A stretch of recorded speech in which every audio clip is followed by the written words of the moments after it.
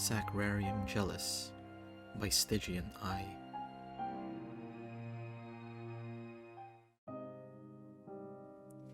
What is your first name?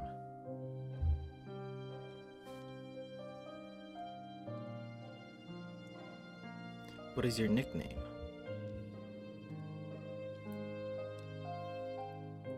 My pronouns are he, him. All humans must die. I just never thought my own village would kill me. The blunt end of a spear stabbed into my upper shoulder. My balance faltered under the weight of my growing fever and fell to my knees with a harsh thud. The snow and ice seeped through my outer layers. The bitter chill of winter bit at me, but it paled in comparison to my fever. The unexpected fall sent a bolt of pain through the sources of all my woes.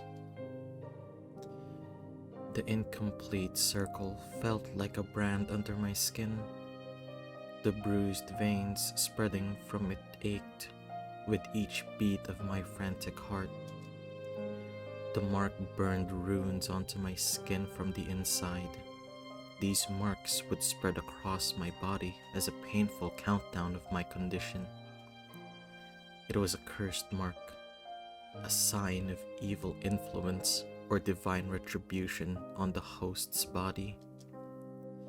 Most brought it upon themselves by dealing with demons.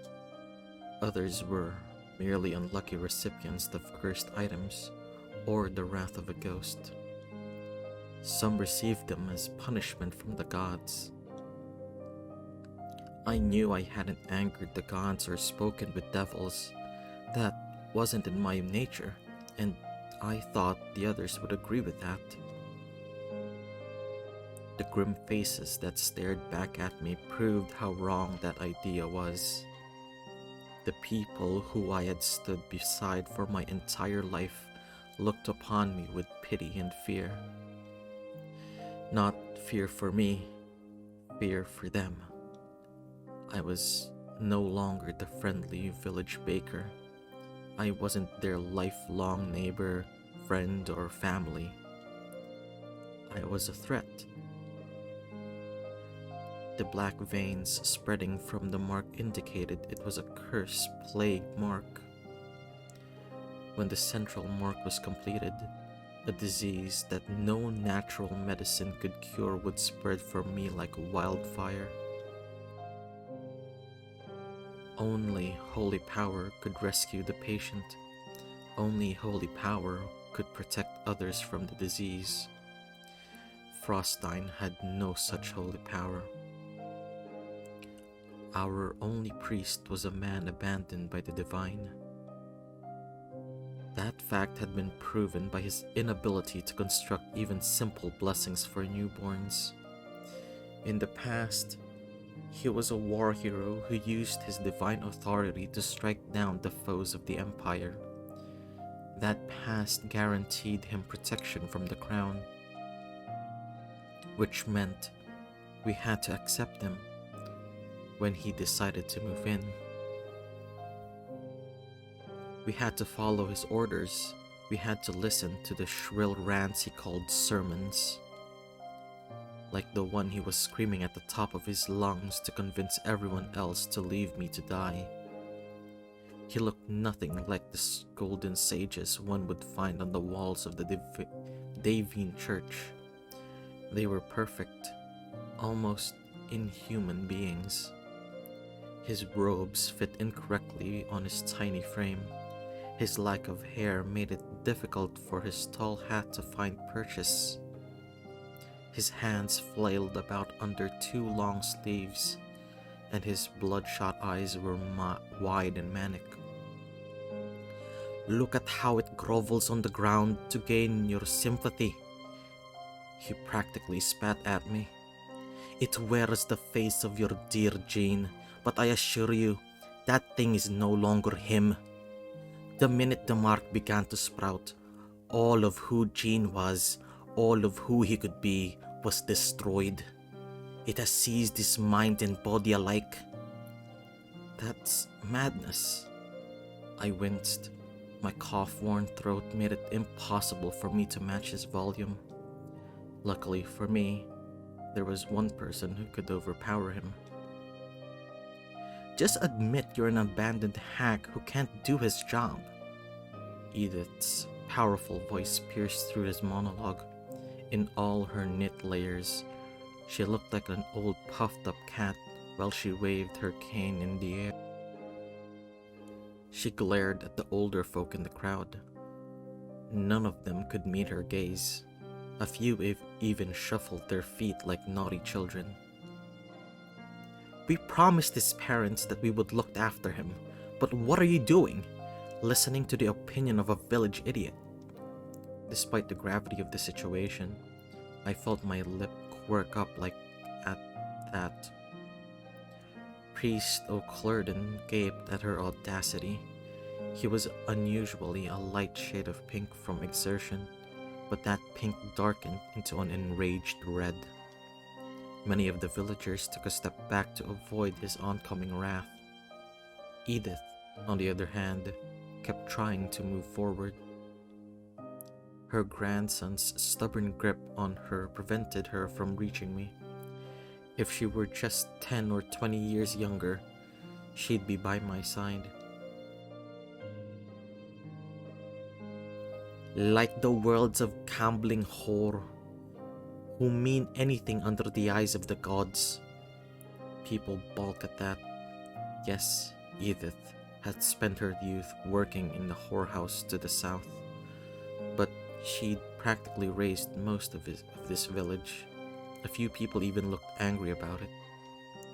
Not much they could do with the hunters aiming bows at them. Even half-hearted glares were met with silent warnings from the hunters. They didn't want to have to kill anyone, but if O'Clurden ordered it, it would be done. O'Clurden didn't need divine authority when he had the backing of the crown. No one would risk bringing the Emperor's wrath down upon Frostdean. Like you know anything, outsider? Don't take it out on him that you don't have the ear of the gods anymore. I am not abandoned by the gods. If you weren't, you'd be able to handle this. Silence! His bellowing was even more pathetic than usual.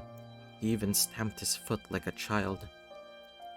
Boy, take your grandmother and lock her in your home. There will be an exorcism tonight after we burn the demon's belongings. Shock, gasp echoed through the village. Some people shared looks of disbelief. For a moment, I wondered if someone would intervene.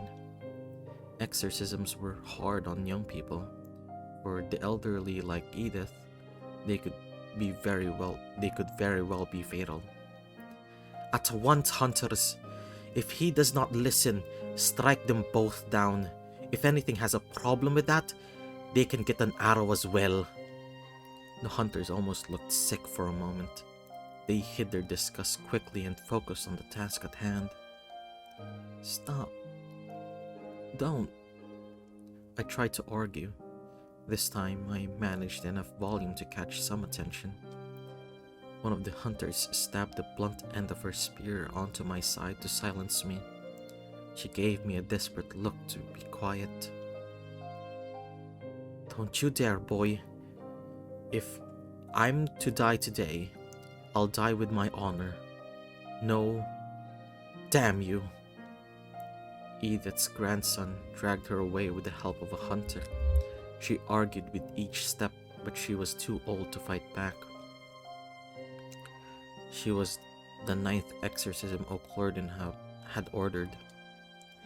8 other villagers, my only allies it seemed, had also been detained while arguing with him. Edith had just been one of the last to hear about this. I imagined her family tried their best to keep her from learning about it at all, for obvious reasons. My last defender was dragged away. Without Edith, I had no one who could or would speak for me.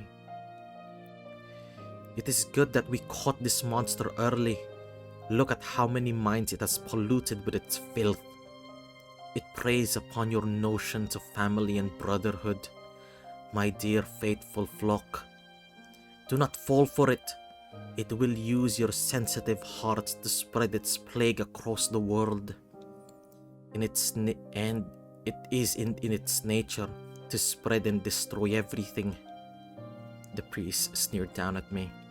The glint of gleeful victory in his eye made me shudder. But now, it will die alone in the snow, away from healthy bodies it could taint. Once Hamas's wrath passes, we will send word to the marvelous Duke of Karkut. As though the living god heard his name, the snow began to fall even faster. Hamas would not descend his mountain and save me, though. He was a prisoner of the true gods of Mount Gellus. Certainly no savior of Andatalan present. A team of golden sages will ensure that the world is saved by purifying the corpse. For now, all we must do is not harbor its disgusting husk in our midst. I looked ahead up at Mount Gellus, the domain and prison of Hamas. It was a stark white mountain lined with bare pine trees. A ring of black clouds rested near the pearl-like crown, and day surged with unnatural bright blue light. In a day or so, that ring would fall down the mountain as blizzards that would touch all of the Andatal Duchy for about 2 weeks. It would freeze every last road, city, and town. No business would come and go. No one would dare to leave the arcane sigils that protected their homes. Anything caught outside arcane protection would be lost under dozens of feet of snow. It was the perfect time to bury a plague-ridden body. No one would find me for months. Please, everyone. I knew I looked pathetic, unable to stand on my own in the snow. I hoped it might spark sympathy in someone. Anyone. All of the faces looking back at me were set with sad determination. A few people flinched when I was struck again, but no one called out in my defense. A plague would devastate Frostine. It could kill the nearby villages too. It was pure logic. The one must be sacrificed for the many. The harsh region of Andatal did not allow for bleeding hearts. Any that existed would freeze over eventually due to necessity. As I looked at the people who I called my family, I felt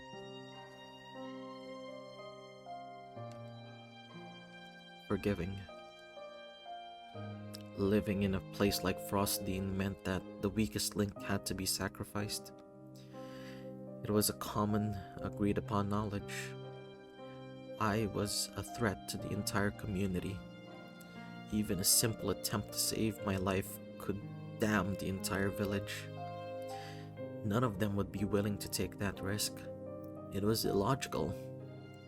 Even though my heart twisted at the coldness of it all, the pain didn't last long. I understood it. Could I really say that I would not react the same way? If it was one of them that put the whole village at risk, would I really stand up in their defense? I didn't know the answer. Thus, I let the priest rant and rave without argument. He was wrong, entirely wrong about how I got this mark, but I still had it. I didn't have the time to gather evidence of what kind of mark it was either. The mark would be complete within the next day or two. No mortal being could be near me then. O'Clurden had no proof of my guilt. I had no proof of my innocence. In this perfect stalemate, all the villagers knew that O'Clurden couldn't protect them from me. So I had to go. I tried my best to give the villagers an understanding smile. Many of their grim faces broke in sorrowful expressions. No questions, no second chances. Keep a tight perimeter, two of you. Come with me to burn his belongings. We cannot risk that one of his belongings is also cursed. All of it must burn. No one moved at first. O'Clurden stamped his foot and bellowed, "At once!" The crowd reluctantly began to disperse. A few people shot me lingering looks. I could see conflicting emotions flicker across their faces. In the end, no one dared to step toward me. Within a few heartbeats, only 2 hunters remained to escort me past the arcane barrier for the village. It took all of my strength to haul myself out of the snow. It took all of my focus not to immediately fall back down again. My stiff hands awkwardly shook the snow from my coat and pants. I was still freezing cold, but it did feel better. The hunters watched each motion carefully. They seemed particularly tense when my hands dropped near my pockets. They calmed once they realized I was trying to keep my hands warm. They gave me a few seconds to get my balance. Then, they gestured for me to move forward with sad, tired eyes. The walk was silent beyond our footsteps. I didn't even try to beg. They wouldn't do anything that could get them in trouble. At the edge of the barrier, they stopped. I continued on, leaving the protection of the only home I'd ever known. Looks like I'm joining my parents sooner than they would have liked. Once I had reached the edge of the Anta forest, I paused to think about my options. I had gone to visit Old Man Miller early in the morning, expecting to be sent home with some medicine like usual. I didn't leave home ready for a long journey. No food, no water, no spare clothes, nothing. I had nothing to survive a journey through the region, let alone through Hamas's wrath. Not that there was much of a journey to make.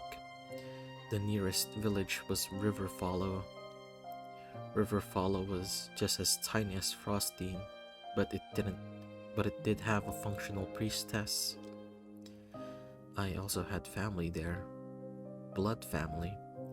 They might be willing to help me. The problem was time.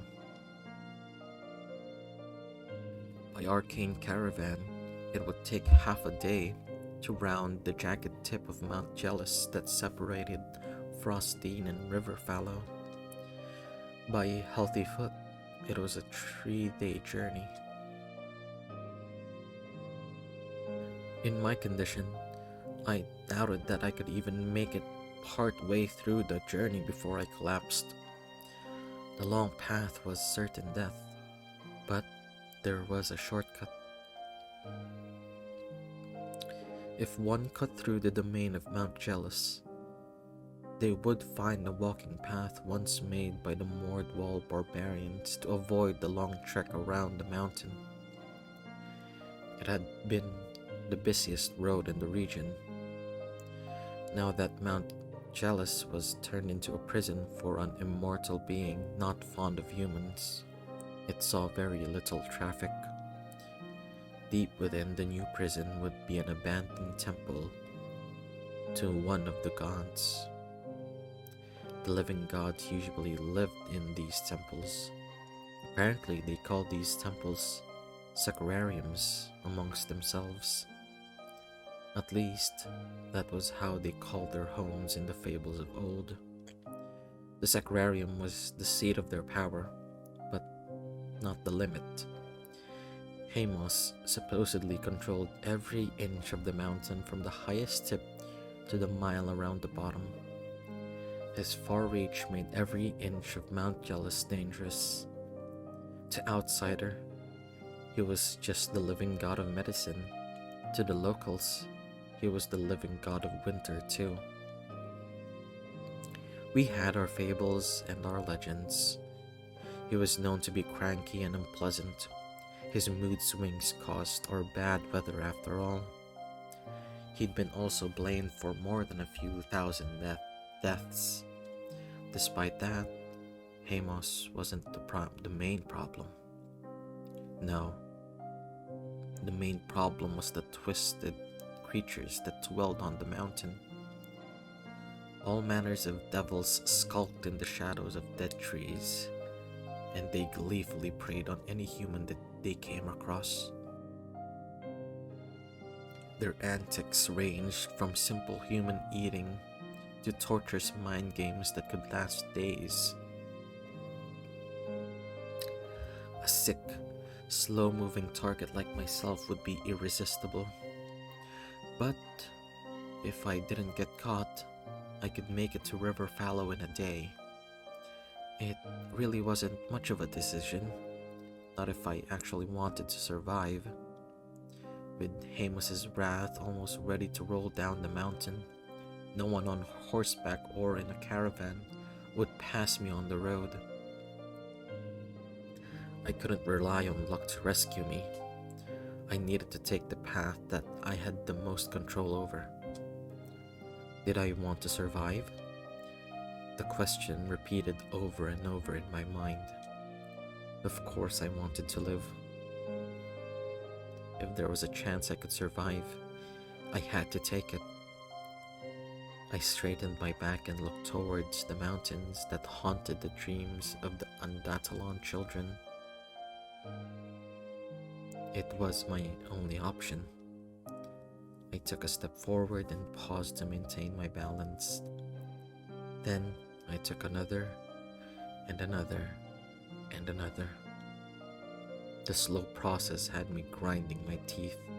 My body could barely remain upright. My head pounded with agony, and my muscles screamed in exhaustion despite the journey having just started. I refuse to die. I refuse. Determined and unyielding, I began my journey through the most dangerous area in all of the Empire. I desperately tried to remember all the fables surrounding Mount Gellus and its prisoner. Hamas, as far as we knew, predated the Empire by at least 50 years, so he had around 872 years of stories surrounding him.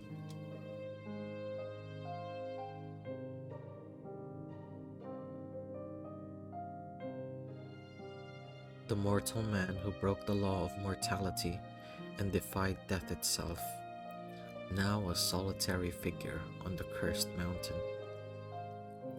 Mount Gellus was a dark, dangerous place from the beginning, but its new king made it even worse.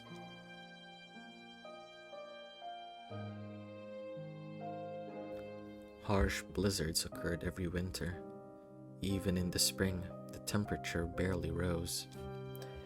His characterization varied depending on the speaker. The church told stories of brave heroes forced to defeat him with wit to save loved ones. The church also had many fables about Hamas tricking people into leaving the faith and sending them into the hells. The locals quietly whispered old stories of desperate people pleading their case before an icy god. If he deemed their cause worthy, he would grant them mercy. In our fables, Hamas was a raven attacking an abusive husband, a strong wind guiding lost children home. Nobody knew which was really true. I had neither magic nor weapons to defend myself. Frankly, I doubted my ability to plead my case due to the splintering pain in my head. All the stories had one common beginning, a greeting. Heroes and the desperate alike were expected to introduce themselves upon entering his domain. The desperate often brought gifts of gold and fine fabrics to sweeten the deal. I had no such offerings to give. Will he be insulted that I have nothing to show? Fear and uncertainty tightened around my heart, strangling my dim bravery. It doesn't matter. I still have to try. As I continued forward, the natural sounds of the forest began to fade. Rabbits no longer darted from burrow to burrow. Squirrels scurried up the trees with their cheeks full of food as they needed to survive. The deer known to trot about were nowhere to be seen. Most concerningly, the air began to slow. Winds began to grind to a halt with each step towards danger.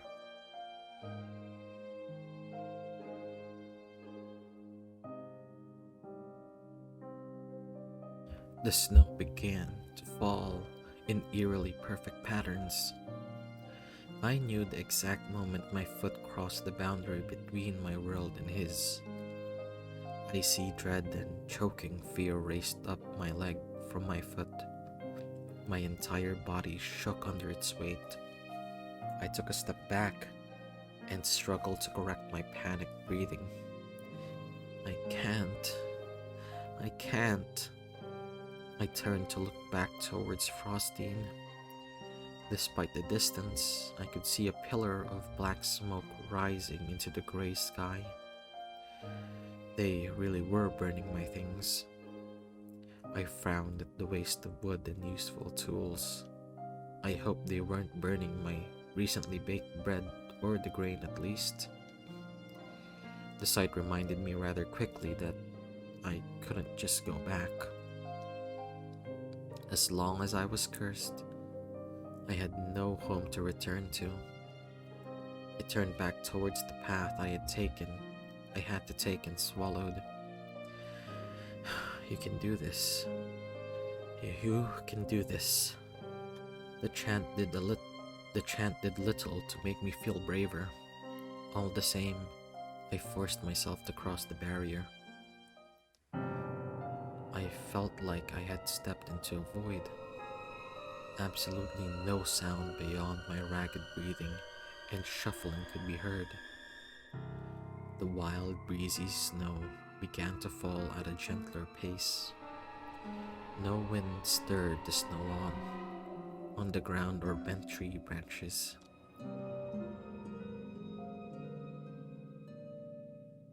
Not a single animal could be seen or heard.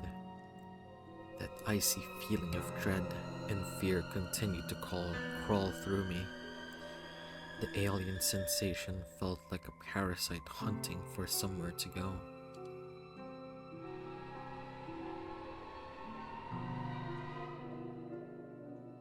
I stood shivering and scared for a while, forcing myself to grow used to the feeling. It took time for me to find my voice again. No matter what, I had to greet the living God. I didn't want to find out what he did to the unannounced guests. My hands patted through my pockets to try and find something, anything I could offer up.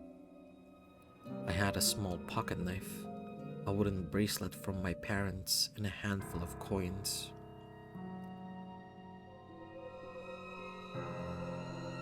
I doubt he'd want some peasant's dingy knife, but maybe I could offer him some blood. If he was violent and foul, like the church said, he might be satisfied with a blood offering due to the pain it would cause. I didn't want to give up the bracelet. It was all I had left of my parents. The coins were probably the most neutral offering. They weren't gold, but silver might do.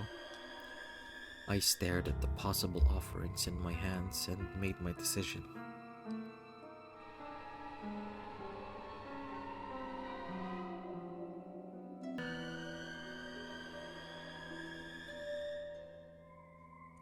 I offered my coins. I couldn't part with the bracelet. It meant too much to me.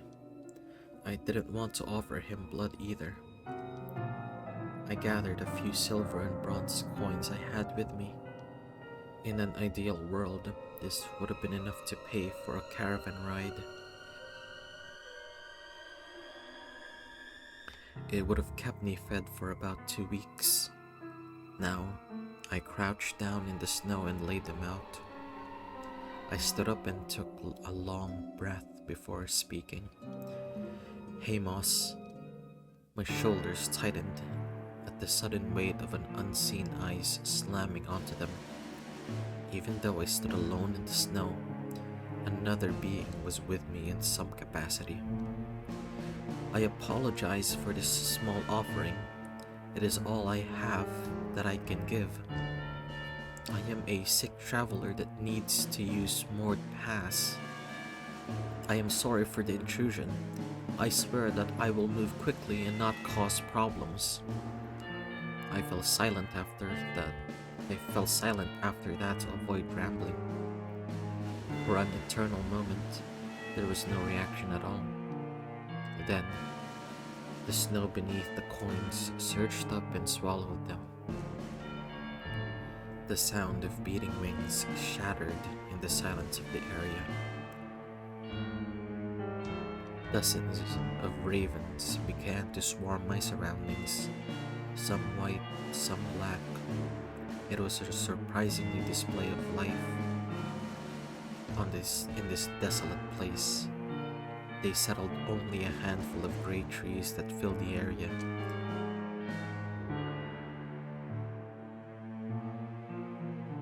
No crow touched any of the black trees. This made me realize that the trees did not exist outside of Mount Gellus. The gray ones were comparable to pine trees, but the black ones looked like twisted dead things. I knew some stories spoke of a flock of ravens that dwelled in Mount Gelus, but I'd never seen them before. These ravens watched me with an eerie amount of intelligence. They looked back and forth at one another, almost like they were talking. I stayed completely silent.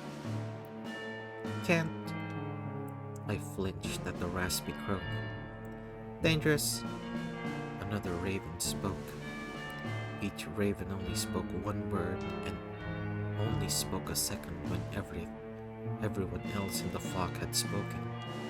Hamas says, leave. I can't. The ravens fell quiet once more, and they continued. Why? I'm sick. And... right. Of course, a living god would find it weird a sickly person would travel in his domain. It didn't make much sense. I should be at home resting after all. I have a cursed plague mark, so my village can't risk me being around. I watched the ravens look at me in confusion. Because I'm a threat now. That didn't seem to help much. The ravens continued to watch me in silence. I added another hasty apology. I'm sorry if that I'm intruding. I really have no other choice. The ravens listened to me silently before looking back and forth at one another. It was really unnerving to know what they were thinking. Very well. I almost sighed in relief at that. The ravens took flight once more, leaving me behind. I noticed two lingered for a bit, but I was alone again soon enough. Completely alone. The unseen observer also withdrew. That didn't go terribly. As far as I could tell, I was still human and still sane. I hadn't been struck down in a fit of godly fury. Maybe I can do this after all. I looked around and tried to get myself back on track. I knew vaguely the direction that I needed to go, and that I didn't want to lose any more time. I thought my walk would remain a lonely one, but that wasn't the case. The ravens would flock around me from time to time. I never felt the weight of invisible eyes again, but the ravens were definitely watching me. Where I strayed too close to one of the black trees, a white raven dove down and tugged me away from it. Just in time, too. The tree I had leaned forward and bristled with black thorns. It struggled towards me, trying to grab me. What in the hells? I recoiled from the unnatural display. Bad tree, away! The ravens, hovering near me, repeated the phrase twice more. Despite my curiosity, I didn't ask for clarification. I doubted that they'd be able to explain much. I'll be more careful. They seemed satisfied with that. I made sure to keep my distance from the black trees moving forward. In a way, the presence of the ravens was comforting. Animals rejected unnatural things so they could warn me if a devil approached. The younger ones were cute too.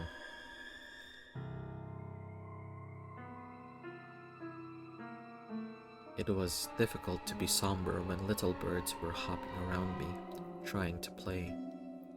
I noticed the lingering shadow overhead while I walked and teased one of the little ravens on my shoulder. An older raven, with black with graying feathers, circled around me a few times. I noticed it was holding something in its mouth. I stopped walking. The little ravens on my shoulders shot away from me. Suspicious. The new bird immediately landed in front of me. It moved its beak around to show me the small blue bead it carried. Then, it hopped towards me, gesturing with its beak for me to hold my hand out. I looked up and saw that this was the only raven nearby at the moment. I hesitated before making a decision. I reached down to take the bead. It was cold to kneel down in the snow. The raven didn't startle when I almost fell. It waited patiently for me to hold out my hand. The small bead rolled out from its beak and onto my gloved palm. My hand spasmed as the warmth from the bead sank into it. I clutched it in my hands and stood up. For the first time since I'd been dragged out of the apothecary, I felt warmth. Oh, thank you, little, I stared at the old raven, unsure how to address it. Girl. The hair on my back the hair on the back of my neck rose as the low voice drifted on the wind. What? I looked around in terror. She's a girl. I jumped again and opened my palm. The blue bead in my hand glowed faintly of white light.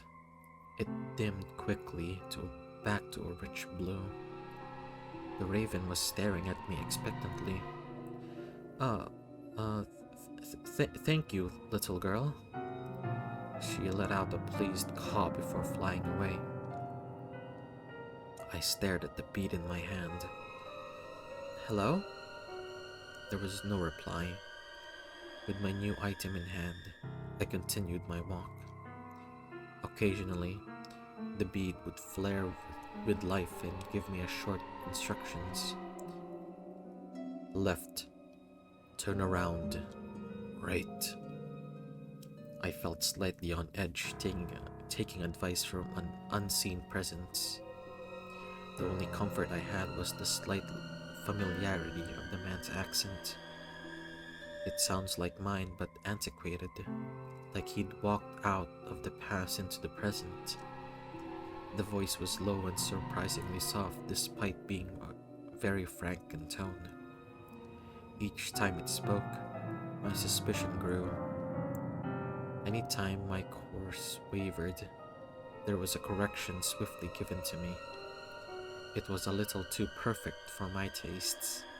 Beyond that, the voice did not speak at all. Even when I tried to catch its attention, it remained silent. I wondered what it was or who it was. In the past, they said old crazy mages lived on Mount Gellus. Could it be one of them? Or now, I trusted the corrections because I had no other choice. Navigation was practically impossible for me without the stars or a compass. I could only hope that I wasn't being tricked. The voice interrupted my thoughts. Hide in the nearest great tree. Great tree. I blinked and looked around. One of the great trees was slowly opening up, revealing a small pocket of darkness. I stared at it skeptically. The black trees were obviously evil. I hadn't seen the gray ones move yet. The way it opened looked very similar to a mouth. Hurry! This felt too much like a trap. I hesitated. Hello? A gentle, shaky voice of a young woman echoed on the breeze. Is someone there? Can you help me? Another person? I was dumbfounded. Another person? Here. Do not respond. Get in the tree. I looked down at the bead skeptically again. No ravens were in sight. The raven that gave this to me could have been a devil in disguise. No devil could pretend to be human though. The divine law of the natural prevented that. Please, I need help. The new voice sounded closer now. Listen to me. The male voice actually showed signs of frustration now. I weighed my options before making a decision. I listened to the voice in the bead. Thus far, this voice had been my only ally. It would be stupid to ignore it now. I moved to the trees as fast as my feeble body could go. Darkness surrounded me quickly. The seam in the tree mended itself. One last bit of sunlight faded. Small dots of light began to pop into existence. I watched fascination as they swirled around me lazily. I reached out to touch one with my fingertip. It buzzed against my finger, warm and alive. My awe at the odd sight was trampled by a sound of unnaturally heavy footsteps. Keep your voice low. The voice in the bead was whispering now, so low I could barely hear him. Is that person in danger too? That is not a human. I looked down at the bead. Devils can pretend to be human here. A bolt of dread shot down my back. Of course, things would be different in this cursed mountain. That thing is a devil, and it wants to eat you. I shuddered in disgust. Please, hello? Is anyone there? The voice was louder now. Help me! Help me! I shuddered in horror as the voice changed. Before it sounded kind of young, but not too young. Now it sounded like a frantic child on the verge of tears. Stay calm. The voice in the bead tried to sound soothing. I imagined he didn't want me to freak out and draw attention to this tree. You won't get hurt. I won't let that happen. I gulped and clutched the bead tightly. The voice continued to persist around the tree. It circled around many times. I flinched when something slammed onto the tree. Help me! Help me! Please help me! I'm so hungry! I need help! Please don't leave me! Something slammed into another tree nearby. How vexing. The voice growled. The lights in the trees slowly began to gather together into the form of a person. Its intense gaze rendered me speechless. I figured the figure of the light looked me up and down. Your condition is deteriorating too fast. You won't make it to Mord Pass. He was matter of fact. I let out a small noise of fear. Phantom fingers pressed against my lips. Shh, I will take care of you. I looked up at the face above me in surprise. You are my guest. It is required for me to do so. You are sick. It is my duty to tend to the sick. The figure pulled its hand away from my face. I can understand if you were skeptical of me, but I am being honest. When this tree releases you, follow the ravens. Hopefully, their cooperation with me will help you feel less anxious. It would. Devils could not make copies of themselves. Devils would work together. Thus, a flock of ravens would be a good indicator that the voices isn't a devil. Beyond the fact that it just saved my life. Do you understand? The figure looked down at me, waiting for my answer. I nodded my head. The pieces had finally clicked together. The male voice that lived on this mountain. The voice that had a duty to the sick and responsibility to his guests.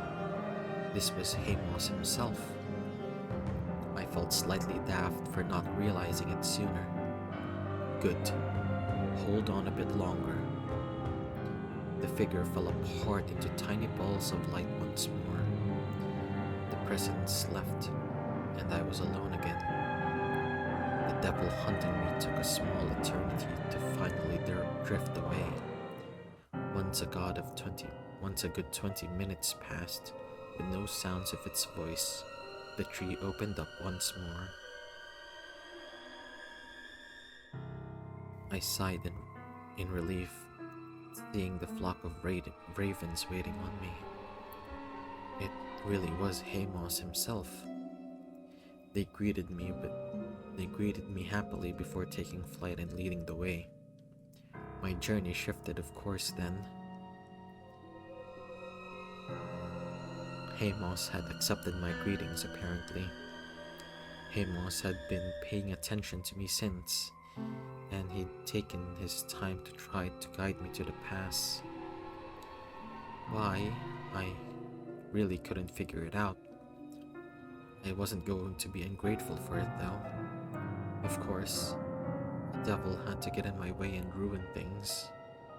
If only I had remained undetected, I might have been walking down the mountain towards River Fallow in just a few more hours. Now, I was clutching a glass bead like it was my lifeline and walking deeper into Mount Gellus.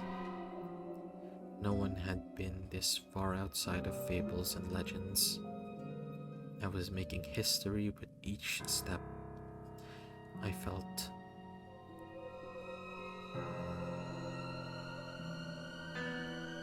nervous. Nervous energy made my stomach churn. I hadn't meant to gain this much of his attention.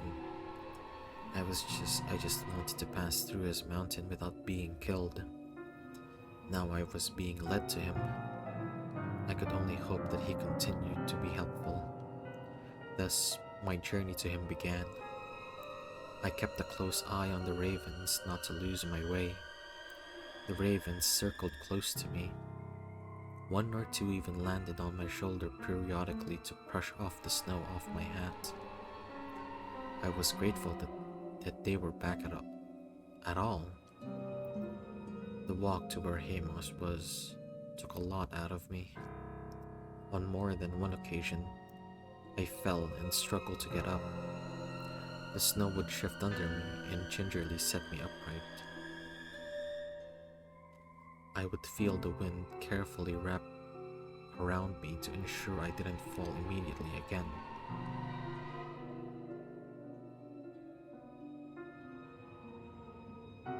Once my balance returned, the support would fade and let me walk on my own. A few more times, Hamas ordered me to hide. Each time, it would be tucked into the safety of a great tree.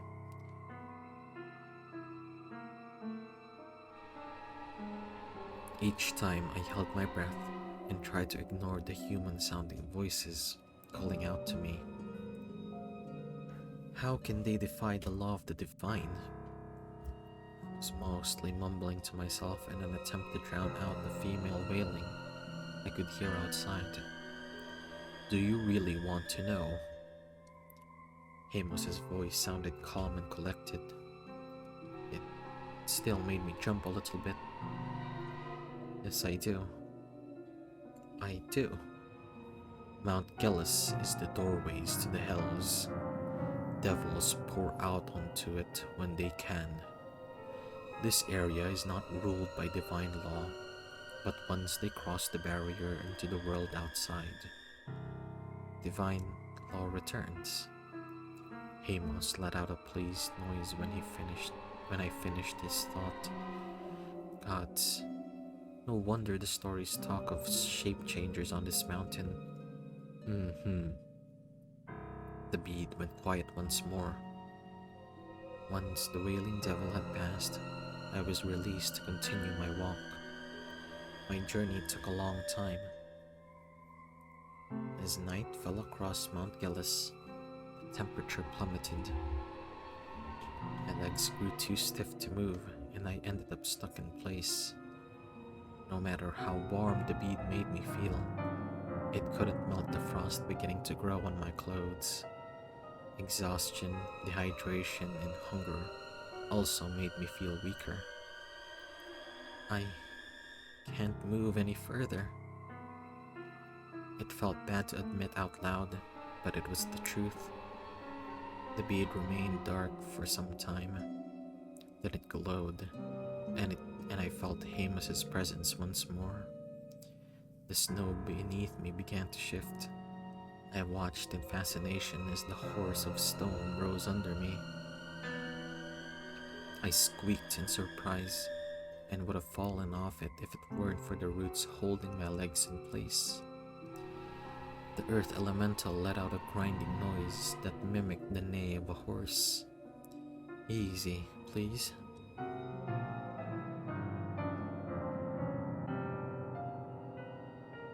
I tightened my legs around the horse's sides instinctively. Even with the vines there, I did not want to risk falling off. Once I was situated, it began to trot casually through the snow. With a pop and surge of energy, flames began to pop into existence around me. They hovered nearby, slowly warming me up.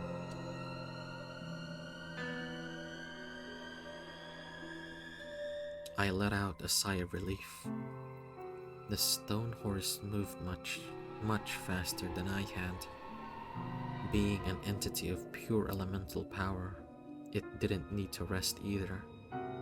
It was slightly comical how much ground the beast could cover compared to my awkward shuffling.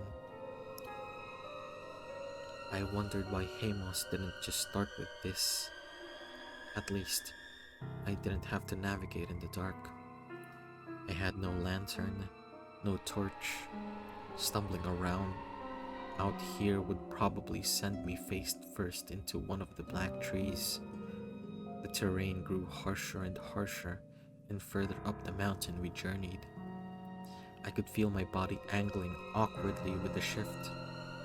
I doubted that I would have been able to make this climb on my own.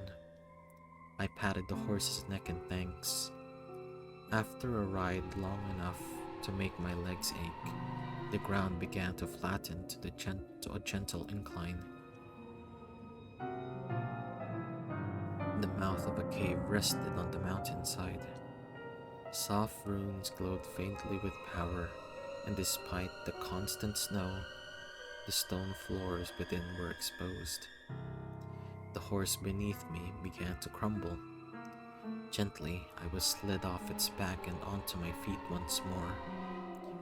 I could hear the sounds of the ravens nearby. One landed on my shoulder. Awkwardly, I shifted in the darkness. I wondered if I should call out to him. Moment. I looked at the raven in confusion. That made no sense. None of the other ravens added to it, meaning I wasn't sure what to do. In the end, I only had two options. I waited for Hamas. It seemed too rude to demand his immediate attention. The living god probably had other things to do besides babysitting some random human. I tucked my arms under my armpits and waited. Soon, small bits of light began to light up in the dark. I heard the sound of bare feet walking on stone. Finally, a pale foot approached in the moonlight.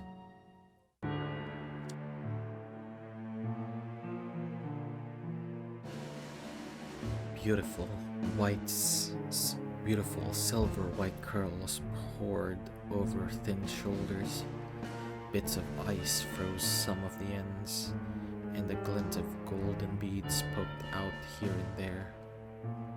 Two braids lined with gold with thread framed the sharp face. A crown of ice only made him seem even taller. Unnaturally blue eyes stared at me, unblinking. His white lashes were covered in frost, and parts of his skin were blue with the cold. He didn't seem bothered by it in the slightest. Light violet lips pulled into a thin line while he examined me. He had to slouch slightly to avoid hitting his head on the roof of the cave. The people of Mordorwale were said to be descendants of giants, and seeing how he towered over me, I thought it to be true. As he observed me, he untucked his hands from his sleeves. One was normal, albeit covered in frost and tinted light blue. He chewed his nails. It was a very human quirk. On the other hand, didn't even look human. It appeared to be made out of ice and wrapped in black branches. It was still hand-shaped, but its fingers ended in sharp claws. The inhuman hand was quickly tucked out of sight behind him. Thank you for your patience. Hamas gave me a slight bow. Something had come up that required immediate, total attention. It's okay, it happens. Still, I apologize. It is a rude thing to do to a guest. Hamas straightened and looked me up and down. Come inside. You're very weak. Hamas gestured for me to join him. Nervously, I shuffled towards him. Hamas furrowed his brow a bit at this, but he didn't say anything. We entered the dark hallway of the cave. Hamas kept pace with me despite his long legs. His human hand hovered awkwardly in the air along my upper back. I could tell he planned on grabbing me if I fell. It was comforting to know that I wouldn't slam face first into the stone floor. I wondered what kind of place a living god would dwell in. Would it be a vast temple carved from stone? Maybe it would be some mystical gathering of arcane energy. It might very well be a frozen over wasteland devoid of human comforts. As the light at the end of the tunnel grew brighter, my questions were answered. The main antechamber we entered was cozy. Simple furniture rested in front of a blazing hearth. The room was round. The walls were obviously carved cave walls. A few tapestries hang here and there, and a few documents were also stuck to the walls. Books were scattered about on the floor too. A mixture of dark hallways and closed doors dotted the walls. To my surprise, it was warm in here. I stared at the surprisingly mundane and human-like abode, expecting something different. A bit. I tried my best not to sound as surprised as I felt. I prefer mortal comforts like anyone else. Hamas gestured to a cushioned bench. Take off your outer layers and settle there after leaving your clothes near the fire. You're soaked through in some places. Hamas eyed me up and down. Nothing I have will fit you easily, but I can modify something. Of course, nothing would fit me easily. He was a Mordwelo, and easily 7 feet tall. Are you able to move your hands enough to deal with the buttons? I think so. Just being near the fire was making my hands feel alive again. Very well. Let me know if you have trouble. Hamas drifted into one of the doors and left me to my own devices. I managed to get my fingers warm enough to start taking off my outer layers. While they had been a blessing outside, they were practically suffocating now. My shuddering slowly began to calm down and pass. Nausea and headache remained. The mark on my back pulled and ached. I pressed my fingers onto my wrist, reveling in my pulse, fast and nervous. Hamas still wasn't back from the room he entered. Perhaps I could use this time to look around. I decided to look around. I moved around the main room, examining the scattered books and papers.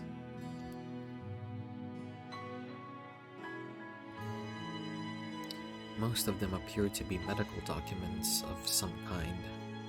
The documents were in a surprisingly variety of languages. Some were diagrams of people and plants, others appeared to be essays of some kind. The books I found were similarly all focused on medicine. Everything was covered in tight notes and minor corrections. While I assumed the words heavily crossed out with angry-looking text near them were corrections, once I grew bored of examining the papers, I began to poke around the other hallways. Most were pitch black with only a few clusters of light gathering near the floor. I didn't have anything to light my way, so I decided not to venture too deep into them. Eventually, I strayed towards the door opposite the one Hamas went into. It opened to reveal a library.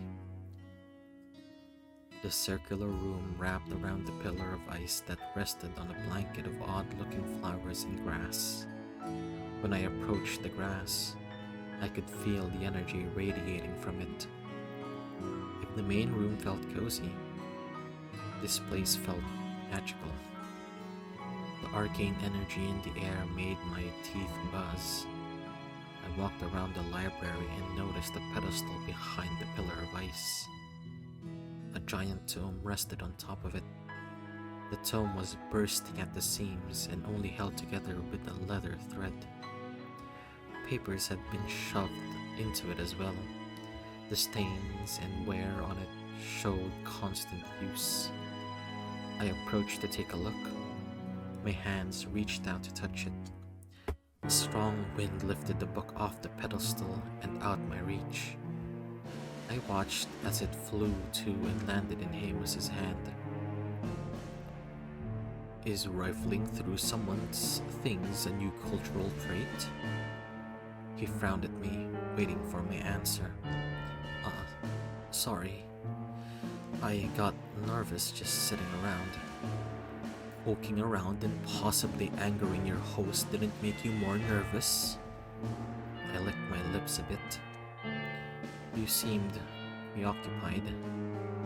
He let out a disdainful snort. I will be merciful this time.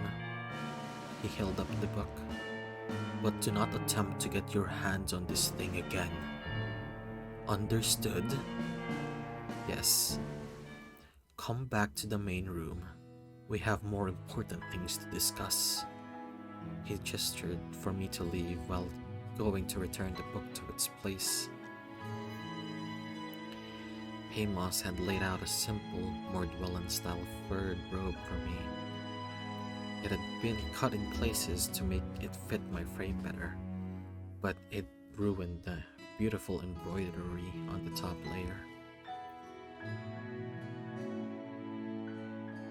This should fit. You can wear it while your clothes are tended to. Thank you. Wow. I held a small piece of history in my hands and stared at it. It's just a common robe. He looked at my outfit, though fashion seems to have changed in Mordwell. How do you not cause aura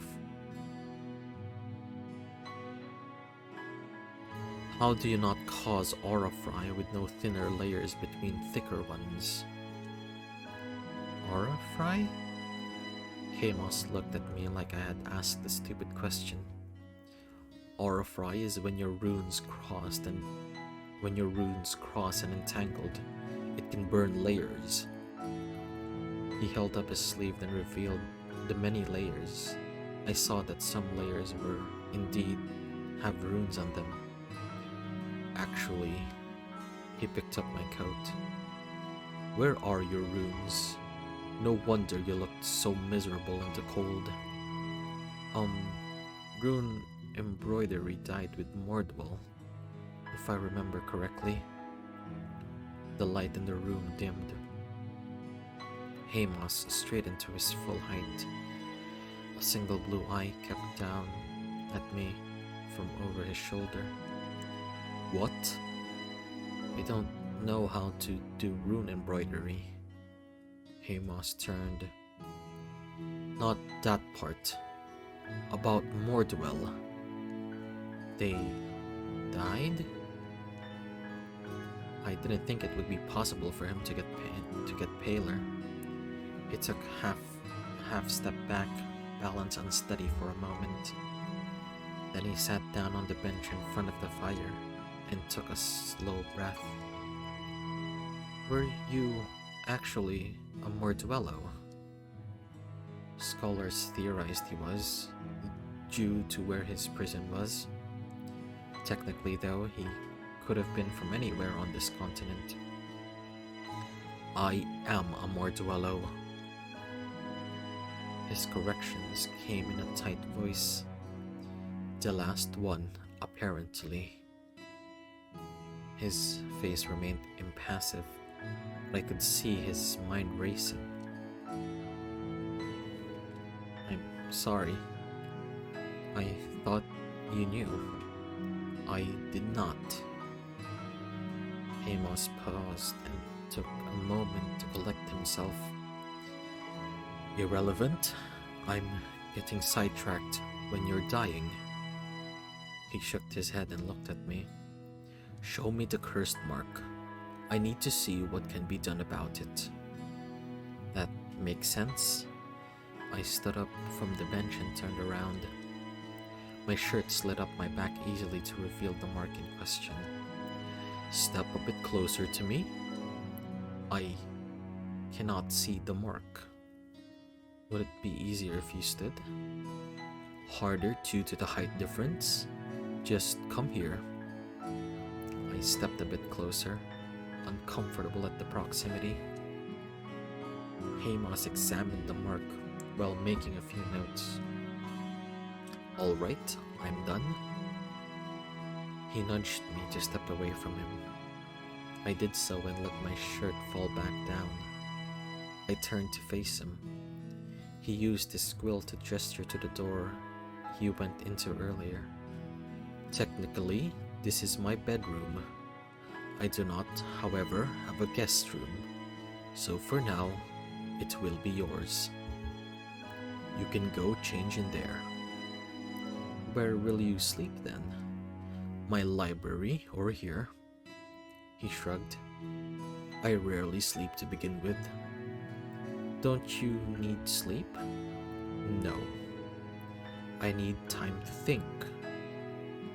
He gestured to his notes. So off with you.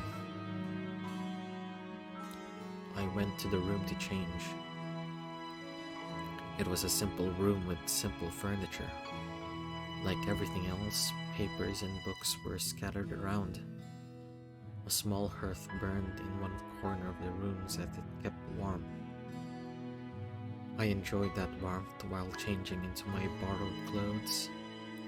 It hung awkwardly in place, but was dry, light, and cozy. My fingers strayed across the embroidered underlayers curiously. No one in the Empire knew how to make runes out of thread. If we could, it would make survival easier in Andatal. It made me wonder just how many miracles were stored in this place. Hamas had hundreds of years to gather powerful items and knowledge. He was practically hoarding it. Some part of me wondered if he had the right to do that. What was the point in gathering all this information for himself? It could do so much good in the right hands. I could do so much good if I got my hands on some of it. I ruminated on the thought. Hamas was helping me purely because of proximity. He could be doing so much more though. All of this information was wasting away in his prison with him. It was frankly ridiculous. He should be doing more for people. While he sat in his nose in books, people were dying by the thousands. I wondered how many terrible diseases he probably knew a cure for. Maybe I could take a few discoveries back home with me? Human? Hamas's voice interrupted my thinking. I had partially closed the door, but he could have easily just opened it. Instead, he waited. I'm decent? Hamas entered then. He looked me up and down. What? It appears to fit well. I was worried it would drag. I looked down at the hem by my feet. No, it's fine. I can walk comfortably. Good. Use it while your clothing is being mended. Are you going to be putting runes into my clothes? No, the material would crumble.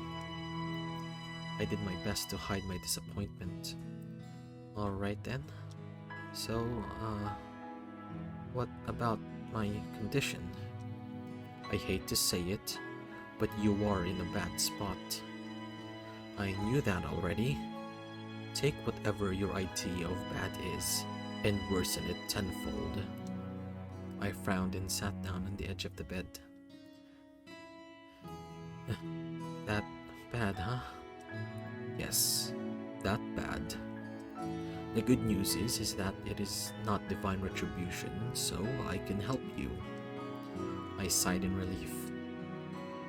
The bad news is that the new window for the easiest solution has passed. Easiest solution?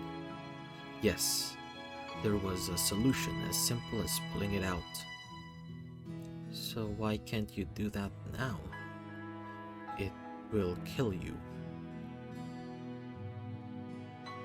What can we do then? The standard cure. A blessing? A panacea. Though, I can see how priests might call them blessings. Panaceas are made by slowly condensing pure energy from the person in question. This process takes time, but it is fully capable of purging the curse mark. It will also not kill the recipient or leave them permanently maimed afterward. Maimed? The process can leave a hole into your soul, causing permanent disability or injury as a result. The panacea heals this hole that cannot heal itself, avoiding that problem. I see. Do you have a panacea? That is a small problem. I can make a panacea. It will just take more time. How much time? I didn't have much left with the mark complete. Up to a month. I gaped at him.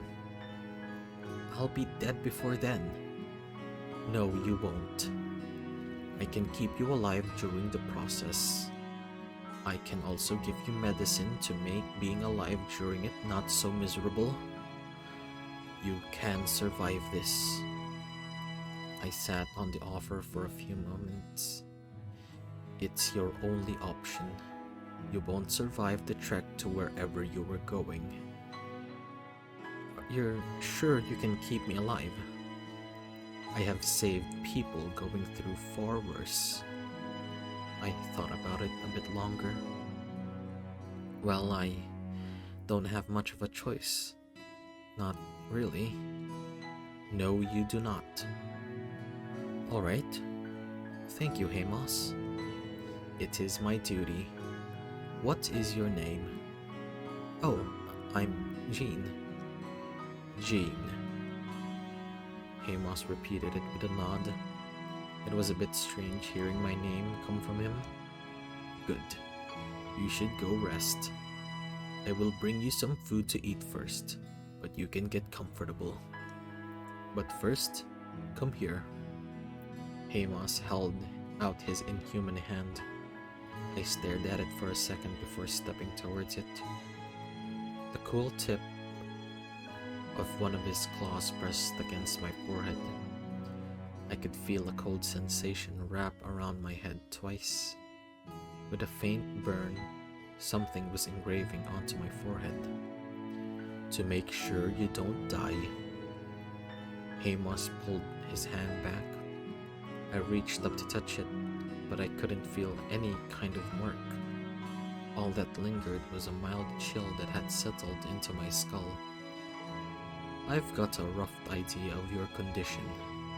I will add medication to your food as well. That way, when the symptoms begin to worsen, it won't be as bad. If you take the medicine, refuse it, and you will suffer. Understand? I do. Good.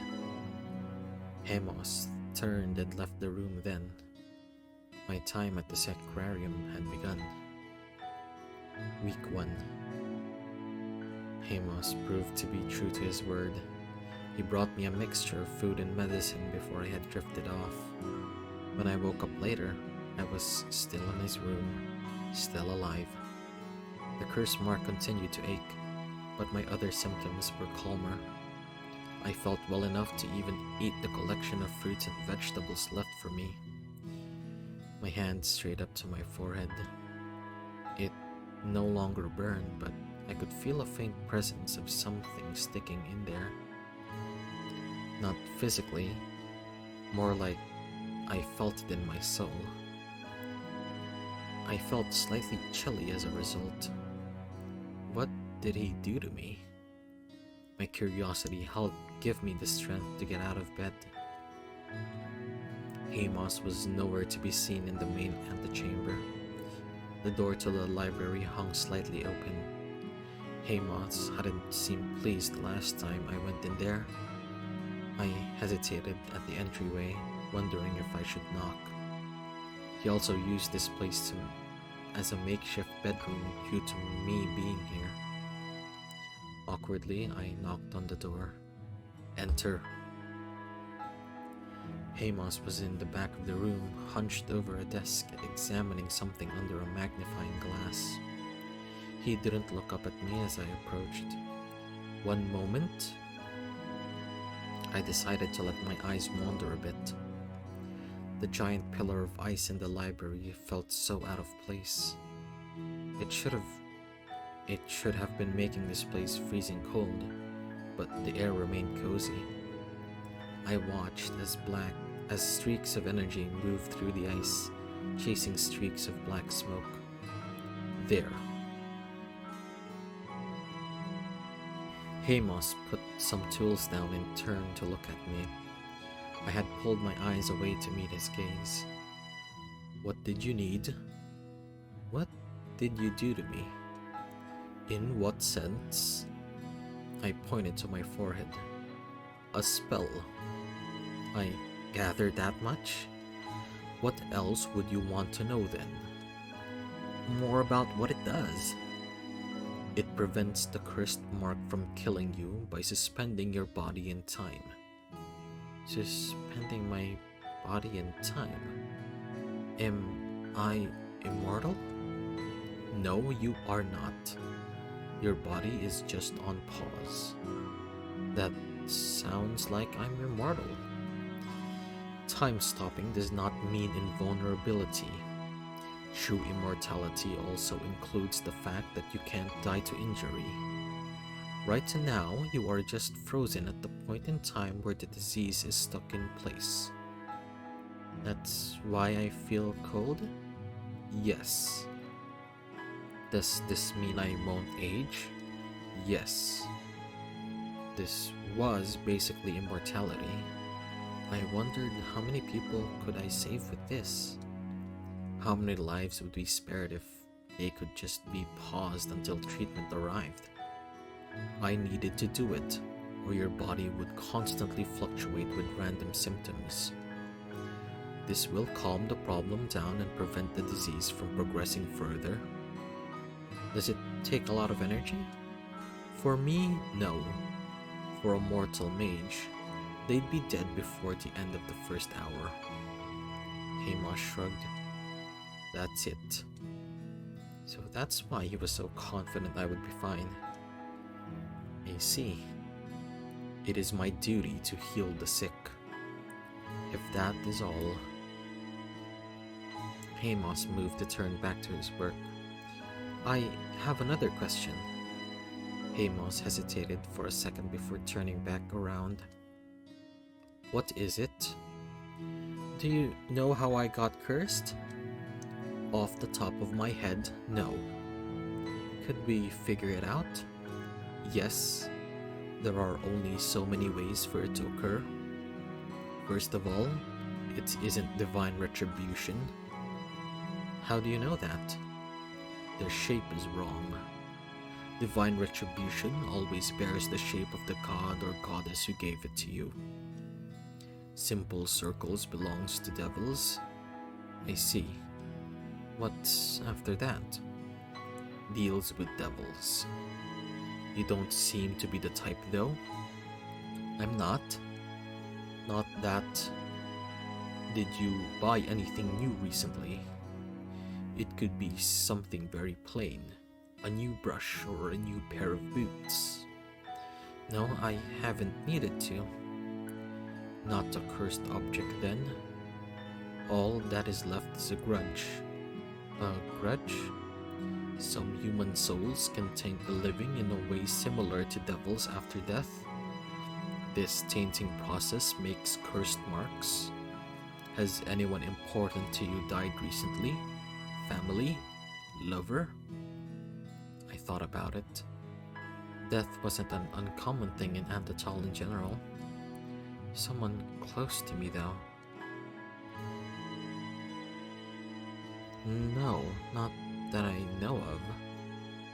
I amended the statement when my heart twisted the thought of Edith. That you know of. It wouldn't be related to this. When I was cast out, an older friend of mine tried to defend me. The priest ordered an exorcism. Ah, the barbaric rituals of the Southern Church. Hamas recognized the problem immediately. She's older. Yeah. Hamas gave me a sympathetic look. I apologize. Nothing to apologize for. She might have survived if she's stubborn enough. He was trying to cheer me up in his own stilted way. She is the stubborn type. I forced the thoughts away. She's probably already arguing with O'Clurden again. Certainly. But that doesn't fit the timeline, right? It doesn't. It has to be someone else. I crossed my arms and tried to think. The marks seemed to have developed for about 3 weeks, if that helps. Immediately, one death sprung to mind. Eric, the Mason's son. Why are you looking at me like I can say yes or no? Right, you wouldn't know him. Did he die around that time? He did. He died in a bar fight about 3 weeks ago. He took a bad blow to the head and his brain bled out on the inside. Was he a friend? No, just a neighbor. He had a less than pleasant personality. I tried to be polite and avoid him mostly. Avoid him? Does that mean he tried to talk to you? I nodded. He never crossed the line, so I didn't think too much about it.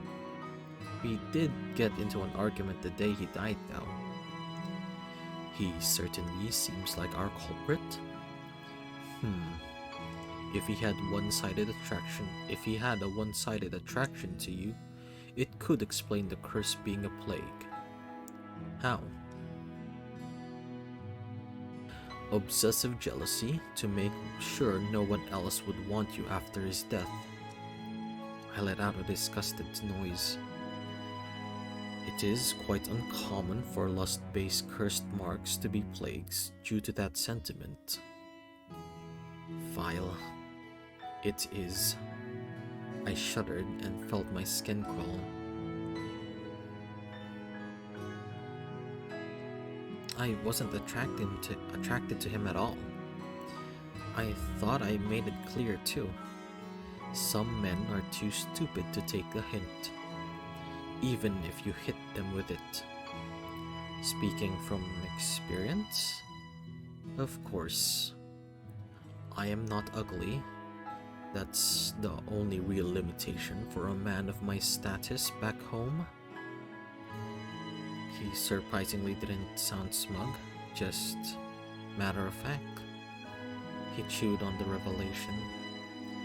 All it takes is one asshole to ruin your life, and he doesn't even have to be alive to do it.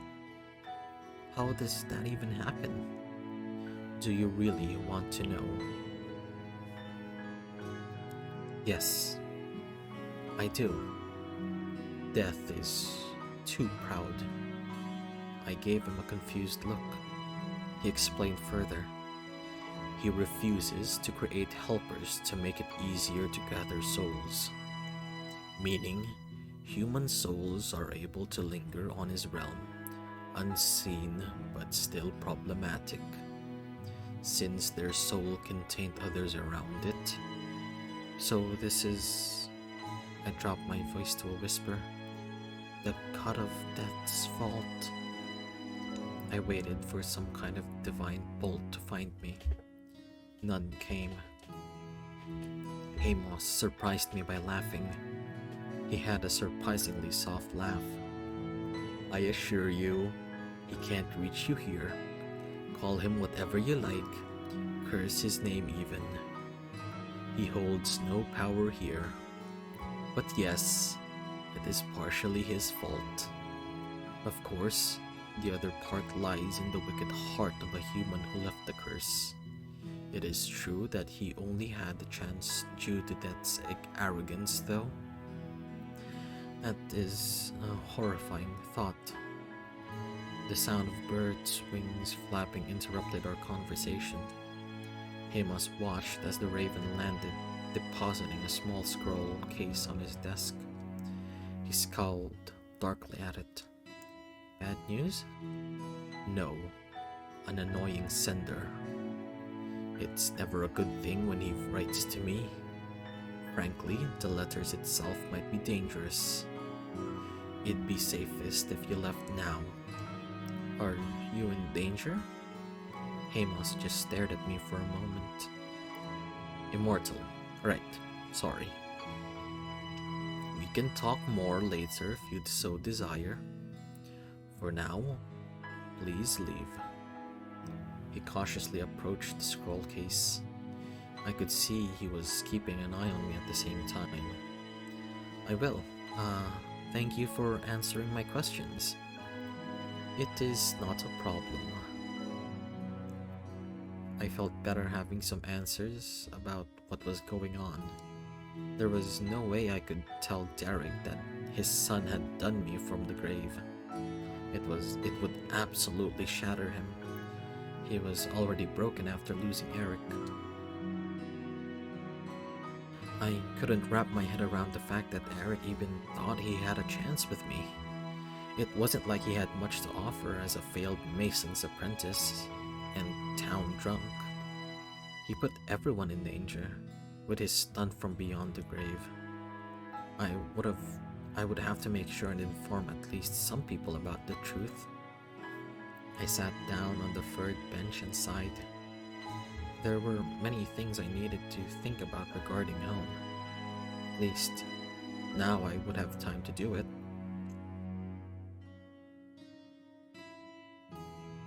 The Sacrarium had more space inside it than I imagined.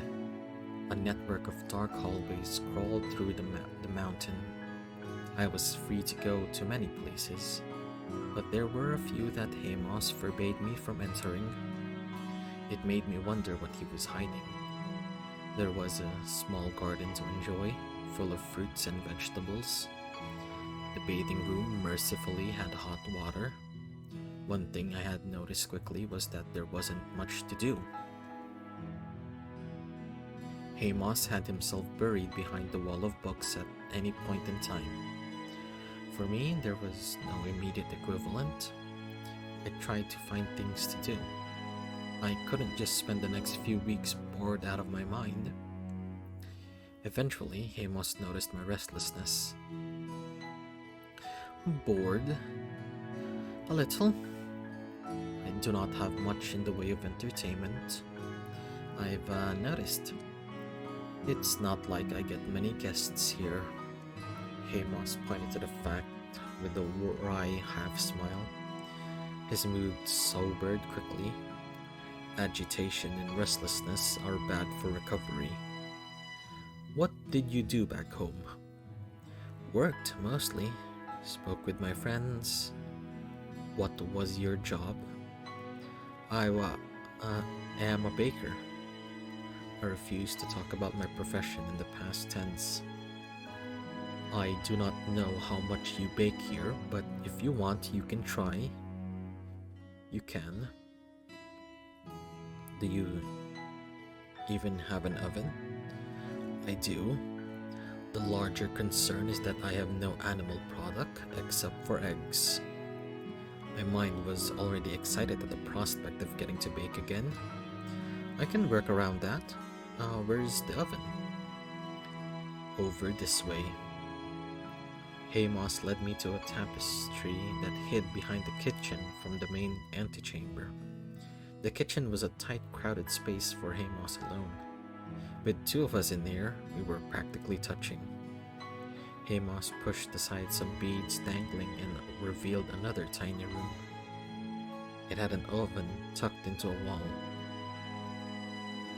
Shelves shouldn't be this close to an oven. I don't bake often. Move things however you wish. Just be careful to not hurt yourself. I will. I'll make sure to bring you a slice whatever I make. As thanks, of course. It is my kitchen, so I would hope so. It might not taste good at first. I need to see what I have to work with. I doubt it'll be any worse than what I eat normally. I excitedly began to focus on what I could do. It felt good to have my hands busy again. Even with my new forms of entertainment, my thoughts strayed to home often. I hoped that they were doing okay without me. I was in charge of baking for everyone. Some of the house spouses could take over, but it was a lot of work. There was also the case of 9 exorcisms, leaving some people weaker than before. I was worried. I shook my head and got up from where I was sketching to pass the time. My body needed to move, so I stepped outside of the bedroom. To my surprise, Hamas wasn't in his library. He sat on the ground in front of the fire, watching it with heavy-lidded eyes. His hands were idly knitting something. A few of the ravens had gathered on his lap. Blue eyes lazily trailed over to me when the door shut behind me. What? You knit? You don't? He didn't sound accusatory, merely curious. No, not really. Edith knits most of my things. Interesting. Knitting and sewing were required skills for everyone in Mordwell. He turned his attention back to his work. I wasn't sure if I necessarily wanted to talk about knitting. I was sure I didn't want to think about home, and Hamas seemed open to talking. I walked over and sat down on the bench, keeping some space between us. Hamas didn't react to my presence. Why was it required? We all had to learn a lot of basic skills in case we got separated from the caravan. The more it really traveled by constant caravan? Many scholars argued over that. Some thought it was impossible for people to constantly keep on the move near a tundra. Others thought that claiming otherwise contradicted all evidence. It was necessary. We had to follow our food, in more ways than one. Oh. Earth elementals would make pockets of unfrozen land. We would gather around these pockets for a season or two to grow crops. Then, it would be used up. We'd need to find the next one. It was a hard life, but it was ours. Hamas sighed. I even made sure to reduce the freeze to make gardens more common. Excuse me? I blinked at him. What? You can't casually mention affecting the weather in an entire region like that. It's simple enough to do if you have the power. The human in me wanted to hit him for making it sound so simple. I decided to focus on clarifying things to avoid smacking the back of his head. Why, so you're why Andatal can farm now? The Emperor saw the change in weather as proof of the divine favoring his ascension. Well, that is a disgusting thought. It was certainly not the gods who did it, it was me. I wanted to make their lives easier. Vile cretin brat. His knitting needles moved faster with his annoyance. Are you referring to the first emperor as a brat? He was a young upstart, a folk legend and hero to those in the Empire. A sniveling, arrogant brat. Yes. I had the displeasure of meeting him once. I should have killed him. Hamas sighed. Things are always clearer in hindsight. They are. I am glad that you didn't kill me in the first You didn't kill the first emperor, though. I mean, Would I even exist if you had? Fair point. I was surprised he conceded that. What emperor is your empire on now? The 10th, mostly because of the 4th and 8th emperors died young. It's always strange to hear about the passage of time. It must feel like an eternity. It does not, which is why it feels weird. It doesn't? I already felt like a small century had passed, despite it only being a few days. I am not aware of time passing unless a human is in proximity, due to the fact time herself ignores me. Could you expand on that a bit more? He had a bad habit of skipping over relevant information. The goddess of time removed me from her awareness. Her awareness is what causes humans to be aware of time passing. Her awareness is why you know how many minutes have passed and how soon it is until your next task. She doesn't cause us to age physically. That is her husband, Death. His awareness causes the human body to decay. Together, they cause age and injury. Perfect immortality is when both of them are unaware of you. Like you. Hamas nodded. Like me.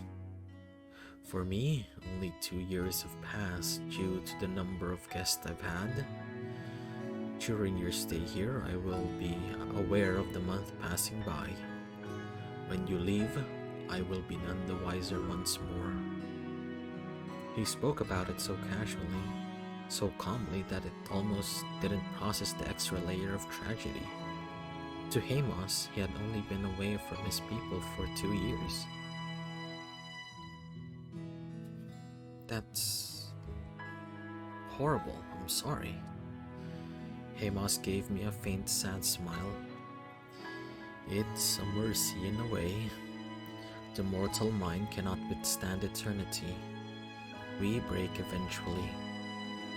Not being aware of time is why I'm still sane. That only helps so much. I mean, damn. If I found out my people were dead after only 2 years passing. I shook my head. How are you so calm? My profession required perfect emotional control at all times. I feel the pain deeply, but there is always work to be done. That's a sad way to live. It is. Hamas shrugged. A heavy pause lingered in the air. I doubt you came out to talk about my woes. What brought you out here? I fought the urge to sigh as he deflected the focus back onto me. Home. Home. I can't stop thinking about it. It's a common train of thought. I'm worried about them. How? The blunt question caught me off guard. Wouldn't it be stranger if I wasn't worried about them? No, this is definitely stranger. What would be normal then? Sorrow, rage, bitterness. Hamas looked up from his knitting to look me up and down. You are an odd creature. What good would those emotions do me now? I shook my head. I'm not saying it didn't hurt. It did. It's just pointless to ruminate it over now. What's done is done. Surprising. No more surprising that you not freaking out when you found out about Mordwell. I have had training for that, among other things. You are, by all accounts, a normal human. I shrugged. This is normal for me. I've already forgiven them. So I'm worried. Someone else has to take over my work, and we already struggle each year. I can only hope that they're working together despite all this. Definitely a strange human. Hamas looked back down at his knitting. Thank you for your insightful commentary. I'm still processing it. Give me a few hours. Maybe I'll have formed a coherent thought by then. I never would have thought that I could see him look so confused. After that, Hamas and I idly chatted for a bit longer. We mostly talked about Undertale versus Mordwell, comparing and contrasting our lives. Hamas was talking history book. I made sure to ask some important questions. Hamas surprised me by asking me about the history he had missed. Our casual conversation turned into a history lecture of sorts. I didn't have time to grow bored though. Hamas had to leave to tend to something. Frankly, it was surprising to see him not working for as long as I had. Hamas did worry. Hamas did little for my worry, though thinking about his odd tendencies did help me take my mind off things. It helped me settle a little more comfortably into my temporary stay. I had something to do to keep myself occupied. I enjoyed the challenge of baking with limited items. The first few things I made were absolutely horrible, but I learned from them. I wondered if I would be able to apply this information to future shortages. Hamas allowed me as much paper as I wanted, so I was free to take notes and make recipes. Hamas himself seemed vaguely interested in what I was doing from time to time. We'd discuss my craft for a little bit, but each time he poked his head in. It was a peaceful existence. The only consistent thing in the Sacrarium was my medication dosage. Hamas was very careful to make sure each dose arrived on time. If that curse does what I think it does, you absolutely cannot miss a dose. And what do you think it does? Rampant fever, constant nausea, muscle spasms, migraine, and probably hallucinations. On a gentler end of things, I stared at him. And the worst end? I don't think you'd want to breathe with how much pain you'd be in. Honestly though, it's a plague curse by technicality. I'd call it a suicide curse. It's that malicious. I shuddered. Don't worry, I won't let you suffer needlessly. Thank you. I was relieved that Hamas took his job so seriously. Do notify me if your condition changes at all. It shouldn't, but if it does, I will do something about it swiftly. I thought I was suspended in time. You are, but curses are tricky things. Be careful. I nodded. Hamas went to continue with his duties, and I returned to trying to pass the time. The Sacrarium had really become pleasant enough to stay in, like an inn of sorts. Hamas knocked on the door to the bedroom. Yes? He let himself in. To my surprise, he had a staff of light grey wood and ice on one hand. He had a satchel resting comfortably on one shoulder. I need to step out for a bit, so do not be surprised if you do not see me. He had my full attention now. For how long? Hamas paused. I could see his face flicker and twist in the way that indicated he needed to explain something. In a few hours. He sounded uncertain. That could be a problem. Isn't my next dose of medicine soon? That is the problem at hand. Maybe you could make some before you leave? No, I don't think it should take that long. Hamas frowned. It might be best if you came with me, just in case. That makes sense. I did not want to find out how painful my curse would be without his intervention.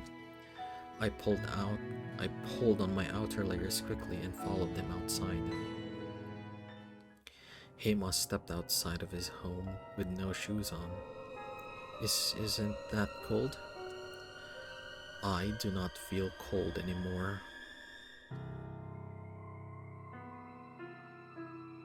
In hindsight, the fact that parts of his body were obviously frostbitten should have made that obvious. Still, isn't it bad for your feet? I will be fine.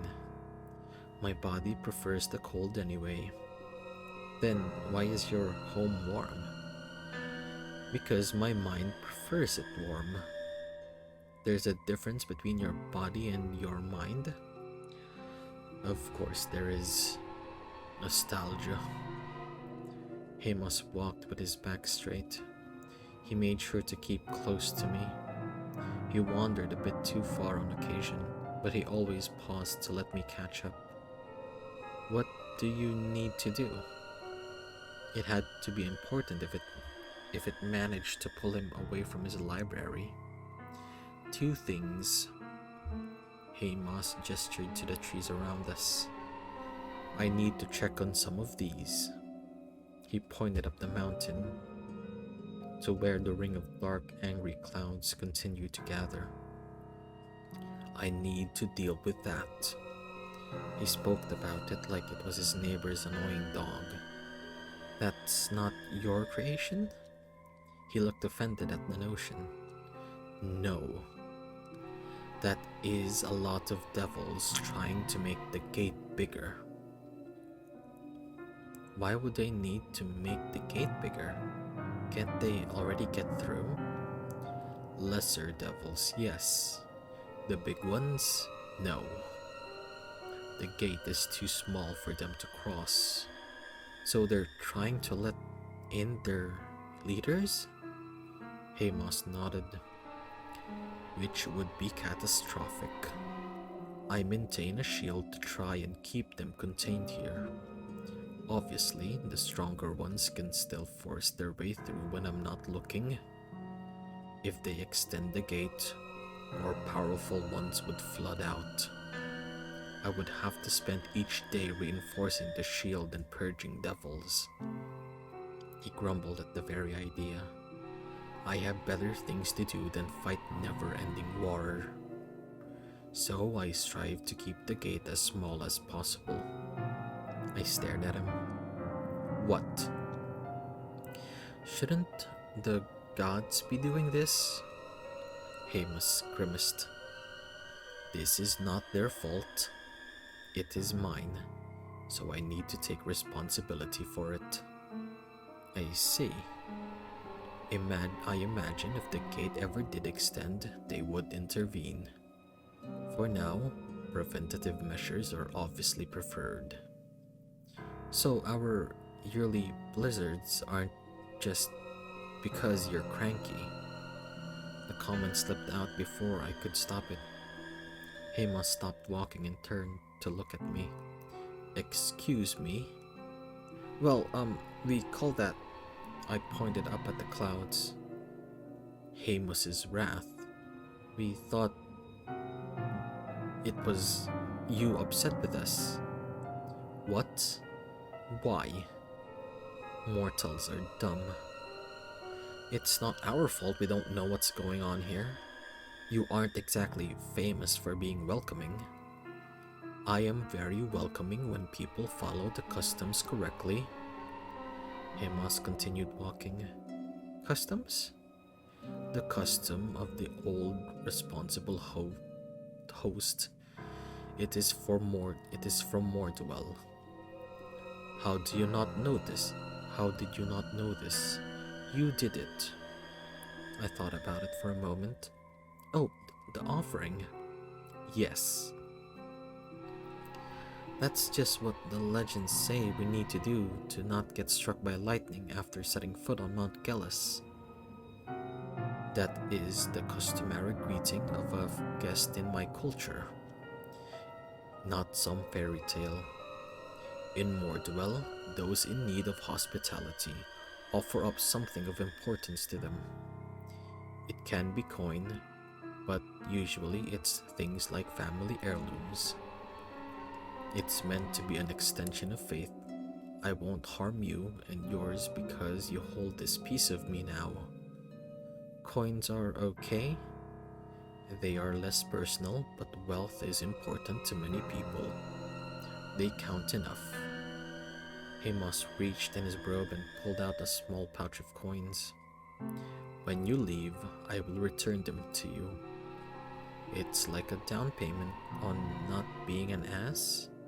Yes, one you forfeit if you are too unruly.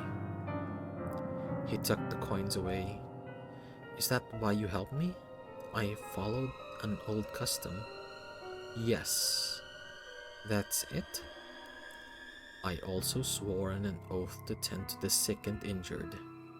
Both my oath and the custom are traditions before the gods. Hamas stopped talking for a moment. The gods mean nothing to me, but the oaths and the emotions behind them do. He looked at me out of the corner of his eye. I do not break my word if I can avoid it. When I accepted your offering, it was an oath. Thus I will see this through. Thank you. It is my duty. Hamas spoke those words again. At first I thought those words were empty words to calm a panicked human. Now I saw that they were renewals of an oath. You're kinder than most people give you credit for. Hamas let out a strangled noise of confusion. Pardon? His cheeks were faintly pink. You know, most people think you're some greedy, cold-hearted miser up here. His blush faded into an eye roll. Thank you so much. Well, you aren't though. You're surprisingly kind. Surprisingly? Well, I mean, most stories about you aren't favorable. Because you are an affront to the church. He oddly looked smugged about that last comment. That is true. Despite what they say, I was a mortal first. I can see that now. Could I say I really only noticed it now? No, I had noticed it before. I guess I should say I truly believe in it now. You didn't believe it before. It could have been fake. True. To my relief, he didn't sound offended. We continued to chat a little more after that. The conversation helped pass the time. Hamas moved around the mountain with purpose. Periodically, he would pause to examine one of the black trees. He never stepped too close while taking his notes. He also threw some vials from the satchel and tossed them at the trees. They shattered and liquid poured onto them. The trees writhed and shrieked at that. Another failure. Hamas sighed. Each time the vials didn't do what they were supposed to, his face darkened. I didn't comment on it. He seemed too focused to pay me any attention anyways. Eventually, our long walk took us to a break in the trees. A field of perfect snow rested before us. Wait by the tree line. The magic will be intense if you are too close. Hamas sat the satchel with his journal down beside me. Keep an eye on this. Do not open it.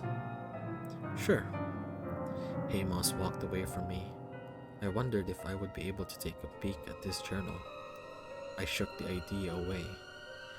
He would be too close for me to snoop without him noticing. I kept an eye on it all the same.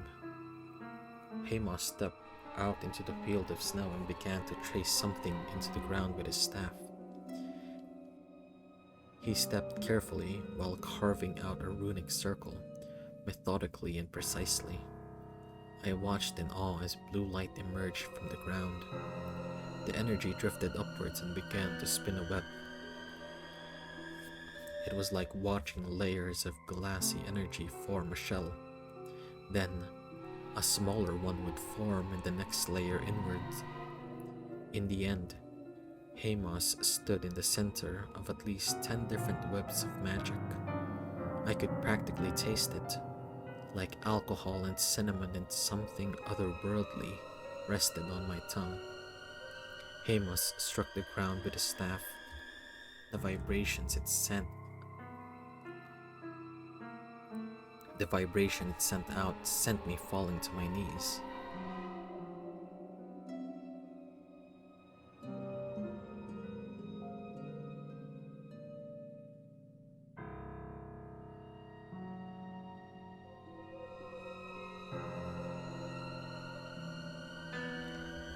I felt it echo within my body and shook under its intensity. I looked up from the snow to watch as he began to draw symbols in the air with his hands. Power swirled through the mountains, and for the first time the winds made noise. It almost felt like a void that had been opened up in that field, calling all matter of life to flow inwards. With a thunderous clap, the energy shattered. The shells around Hamas surged forward and away from him. I watched it race up the mountainside, faster than my mind could follow. Finally, my mind recognized the shapes. It was like a small army of men and women, made of wind and snow. The second the army collided with the ring of dark energy, a roar of defiance could be heard. The light forced its way inside, and the battle of wills occurred then. Hamas held both hands forward. I couldn't make out his expression due to the snow surrounding him. For 10 painfully slow heartbeats, the battle raged on. The sound of glass shattering forced me to cover my ears. I watched as the clouds turned gray and began to roll down the mountain. Hamas's wrath would now fall across Andatal. I never thought I'd see a natural phenomenon be born in front of me. My life really had taken a turn for the strange. Hamas's shoulders were slumped when he walked towards me. He actually looked a bit winded. "We are done." His voice had a slight wheeze to it. "Do you need to take a moment?" "No, we should hurry back. Your medicine should be done brewing." He grabbed his bag and slung it over his shoulder. This time he leans on his staff while walking. He didn't have the energy to talk on the way back, so I held back my questions. We just barely managed to reach the Sacrarium before the blizzard hit. "I need to settle down." Hamas still looked fatigued. It was surprising. I never thought that I'd see you look tired. He gave me a weak glare. "I just fought over 3,000 devils. I am allowed to be fatigued." My eyes widened at the number. That many? That many. I doubt I had in his power faded then. Any doubt I had in his power faded then. "I am going to rest. Please refrain from making too much noise." He drifted off to his library. I felt tired after the walk myself. Despite Hamas's care, I was still technically sick. My nap turned into me falling asleep completely. It felt strange to realize how much time had passed. Hamas paid me mild attention when I asked for it. Outside of the necessary interactions, he didn't ever take the first step in approaching me. Whenever I took the first step to talk to him, he would reply. The conversations were politely shallow and an alright way to pass the time. Hamas seemed very focused on making my cure quickly. He also spared some effort in letting me send a letter back home to explain my situation, to lessen the chances of them killing you on your way back. Though I doubt it will do much, they will probably just burn it. I felt my heart twist a bit at that reminder. That is something I need to worry about. My first week passed with little excitement. Week 2. Hamas's home was cozy and a little dull. Not the worst place to be, but also not home. I was just glad we mostly seemed to get along. At the very least, Hamas was neutral regarding me. The handful of scattered conversations we had were pleasant enough. He honestly reminded me of the apothecary back home. Old, thoughtful, and slightly cranky. He did have a bad habit of scaring me on accident. I need to venture out again. I almost dropped my mug of tea onto the ground. A small hiss of pain slipped out when the hot liquid splashed over my hand. Hamas, noise when you walk, please. Apologies. Hamas extended a hand towards me, and I watched as the small clusters of ice formed on the back of my hand. The pain began to soothe immediately. I thought I had dragged my feet, but I supposed it wasn't loud enough. It wasn't. I will strive to be louder next time. Thank you. What did you need? I need to venture out again today. Really? Again? Hamas had been very busy the past few days while working in the forest. Since his perception of time was non-existent, he preferred bringing me along with him. That way he could borrow my sense of time by proximity. Yes, I am aware that it is a lot of physical activity. It is not something I need to do.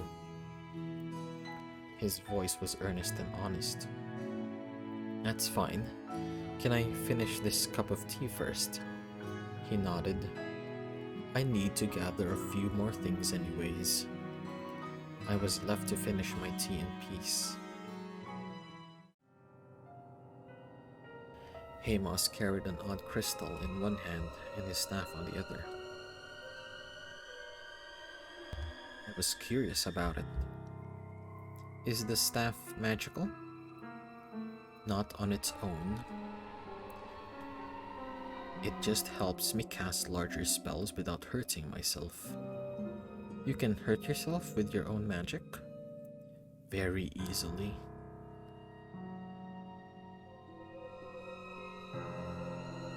I wondered if that was why all mages have staves, but it felt like a redundant question. I tried to get a better look at the odd crystal. What's that? Another thing to help with magic? Hamas has shifted the crystal a little further away from me.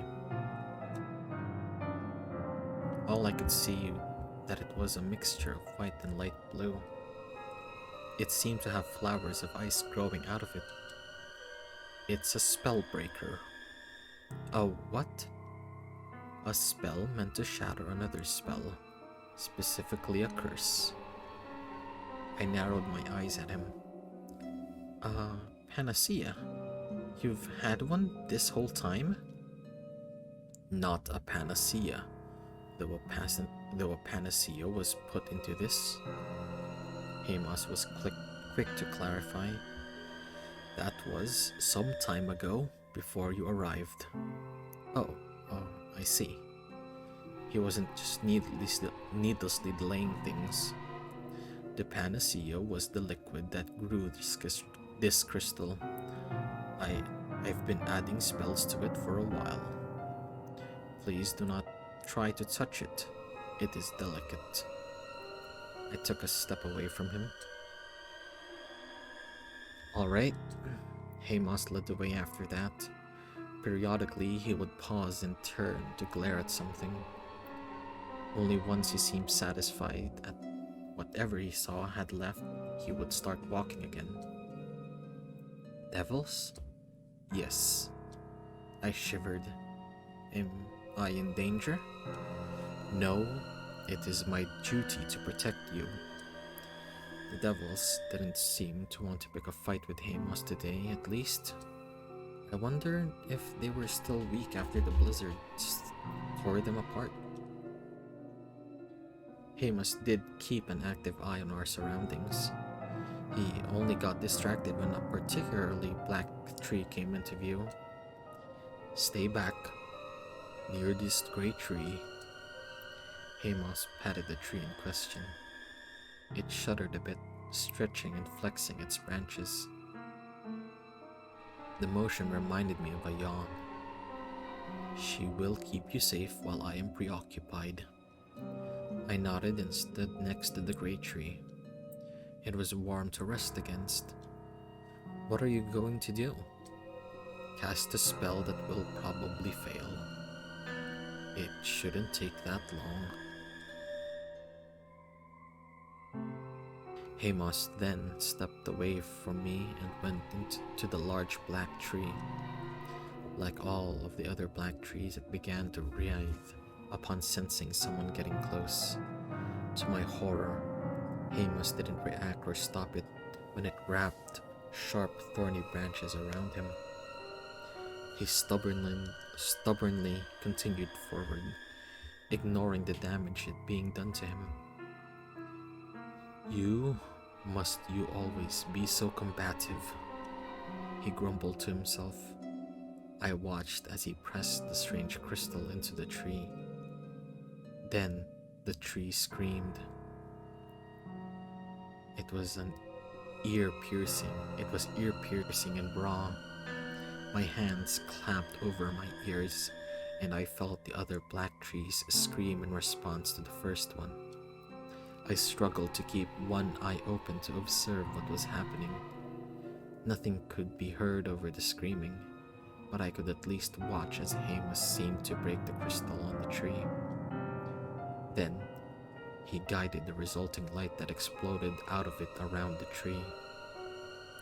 It continued to scream and fight with him the entire time. I was forced to close my eyes when the light surged. Nothing but screaming could be heard from a bit. Then, silence. I slowly opened my eyes and uncovered my ears. Hamas has stepped back from the black tree then. He was covered in cuts and bruises. One of his arms hung limply at his side. The black tree in question had changed just a bit. It had shrunk into a form of a person, a man made of black bark, barrel-chested with wild branches for hair. The man writhed in agony for a period of time. Then, with a creak and a crack, he exploded back into a tree once more. Hamas watched the display with cold eyes and merely sighed.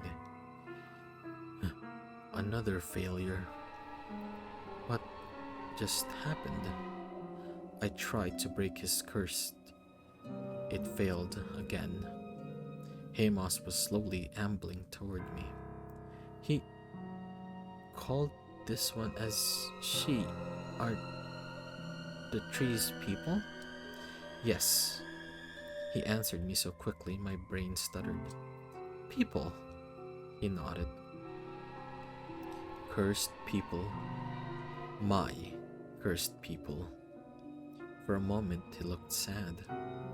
I've been trying to break the curse on them since before I was imprisoned. No luck. Why were they cursed? Devils? Gods. Hamas gestured to Mount Gellus. This place used to be a temple dedicated to death. My people got into a blood feud and spent multiple years fighting here. In the end, the fighting caused the protective seals to break, almost unleashing catastrophe. The gods intervened then, repairing the seals but unable to seal the damage entirely. As a result, death cursed everyone on the mountain. My hand came up to my mouth in horror. Divine retribution? Hamas nodded. Suddenly, it made sense why he would defy the gods. These trees cannot die, but they are aware of time. After a while, their minds began to break. No mortal, even a cursed one, can survive the degradation of the mind time inflicts. They've gone mad and lash out at any living creature that comes near them in their fury. Hamas gestured to a great tree. Unless they had some kind of training to suppress their own awareness of time. The great trees were our monks and priests. They hang on because they focus on meditating whenever I don't ask them for help. He reached out and patted the tree. This was my aunt. That tree, he looked back at the black one, was my father. I'm so sorry. There was nothing else to really say, was there? It's not like it's your fault. Either way, it was a failure. Apologies for bringing you out for nothing. It's fine, Hamas. I'm sorry it didn't work. I am too. Hamas and I walked back to Sacrarium in silence. Both of us were too deep in thought to chat much more. I returned to the bedroom and collapsed onto the bed. Mount Gellus was full of cursed individuals.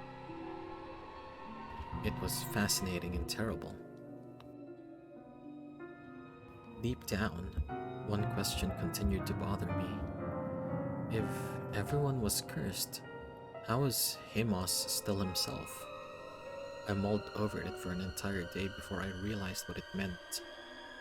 His motivation for discovering his immortality had probably been the curse on him. My hands reached up to my forehead instinctively. Hamas wasn't just suppressing my curse, it seemed. I wondered what would happen if his curse suddenly stopped being suppressed. I felt horrible just imagining it. He would be trapped as a tree, more than likely, just like his brethren. Nobody would be able to save them then. It was a tragedy waiting to happen, and I felt horrible for all of them. I lowered my hand when the sound of something hitting the door caught my attention. I opened it to find one of the ravens holding a small bundle in its beak. Right, my medicine. A little bit of blood stained on the edge of the pouch. Oh no. I accepted the pouch from the raven. Thank you. Welcome.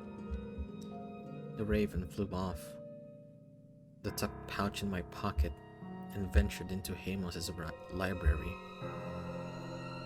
Hamas was easy to find. He was curled up near his desk, eyes partially closed.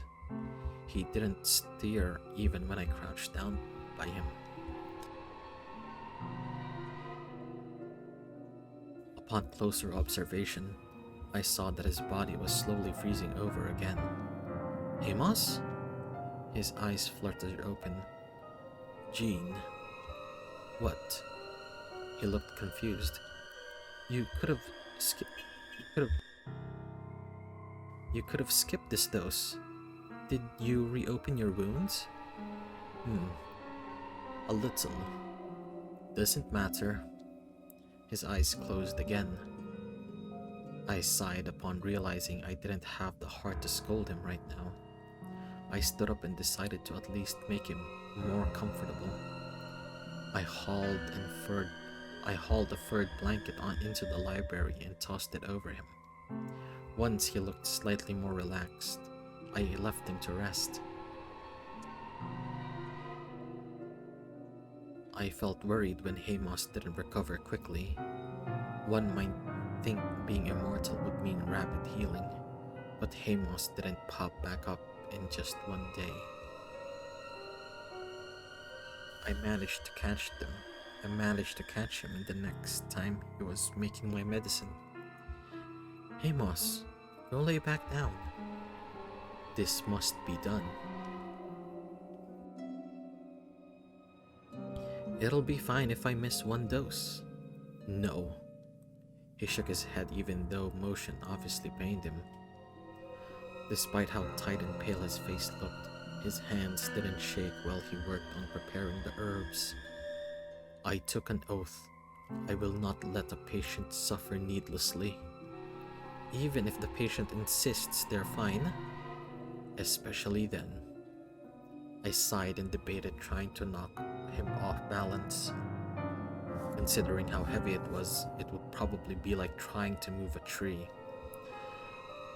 How about I make the medicine and you tell me how? Hamas looked over his shoulder at me in confusion.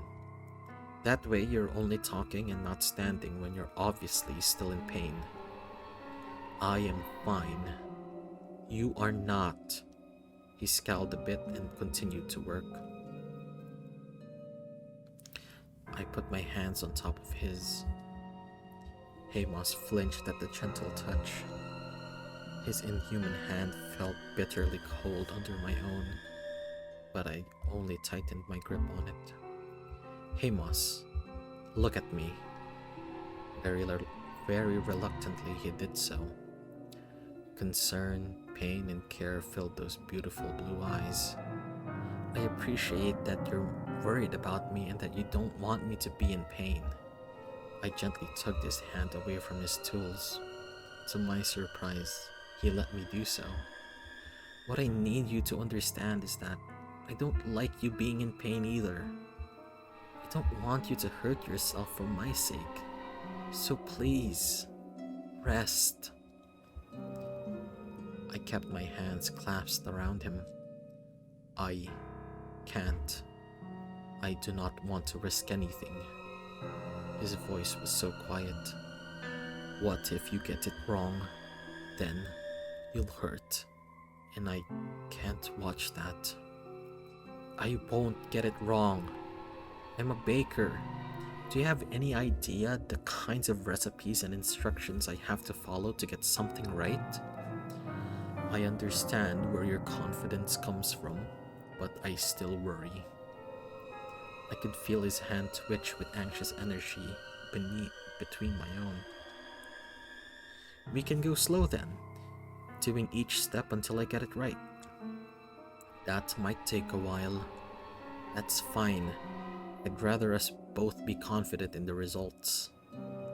I watched Hamas chew on his human hand nails for a bit. He was deep in thought for a while. When he let out a defeated sigh, I knew I'd won. Thank you, Hamas. Hamas shifted away from the desk to rest on the blanket I'd brought him before. I used the hand I was holding to help him get settled in without collapsing. I am going to be very particular about this. I know. Let's begin then. Hamas guided me through each step carefully. I had to restart a few times, but I managed to make my own dose of medicine. I did have to get his help with the alchemical bits, since that needed his magic. Why don't we make a larger stockpile? The alchemy would fade and cause rapid decay of the natural ingredients. That is why it must be prepared shortly before each dose is due. Really? Why? The alchemy used doesn't have a stabilizer in it, so it's a bit wild. I can't add one since that will send you straight into drowsiness. Your work is complicated. I heard the sleep in his voice even without looking down at him. When I did, he'd already dozed off again. I wrapped the blanket around him before heading off. I checked on him frequently while he recovered. To my relief, he didn't need too much longer to get back on his feet.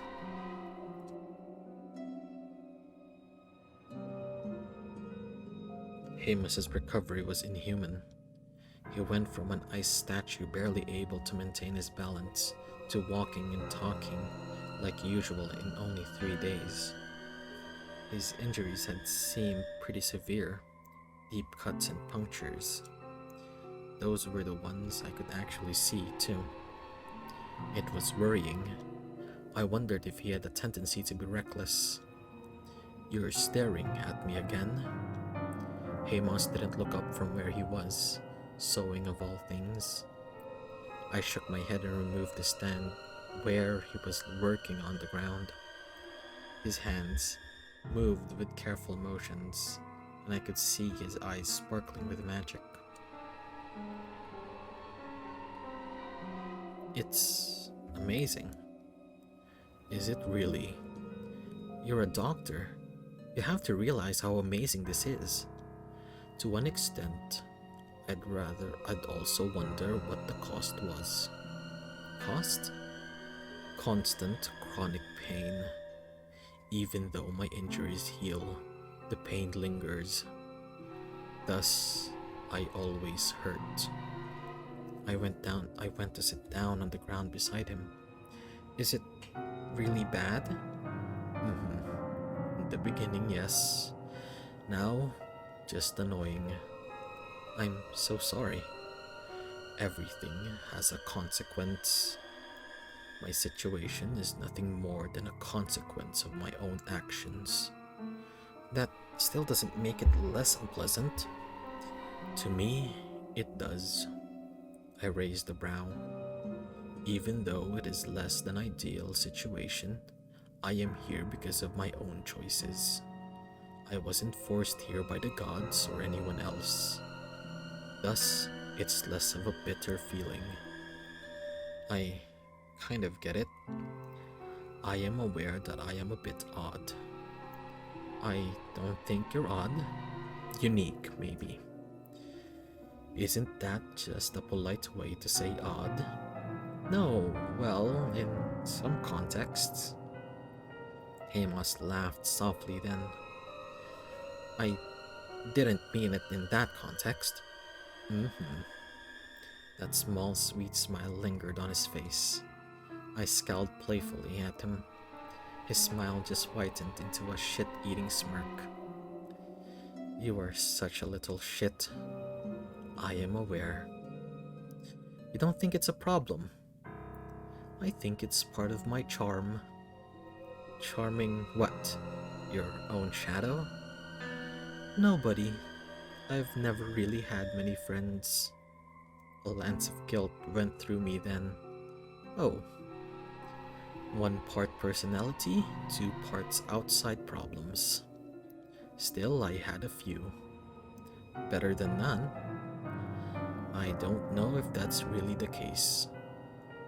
No one is an island." "Fair. Are we really friends?" The question came out before I could stop it. Hamas paused his motions and looked up at me for a bit. "I think so. At least, I would like it to be." "Then we are." I was relieved that I wasn't the only one who thought we were closer.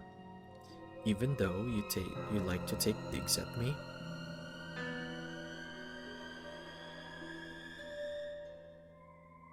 He looked back down at his work. "They aren't digs. More like jabs. Playful." I elbowed him in the side. It was fun spending time with Hamas now. Any air of discomfort had faded into calm serenity. That serenity shattered when Hamas's eyes flared blue and his hair froze over. Fuck. I was surprised to hear him curse. Hamas stood up and pulled me up with him, tucked onto his side. Hamas, what? I felt it then, scanning the room, eyes scanning the room. A twisted sensation of revulsion and terror ran through me. I fell silent and watched in horror as a shadow began to peel itself from the wall. The figure was short and seemed to be dripping somehow.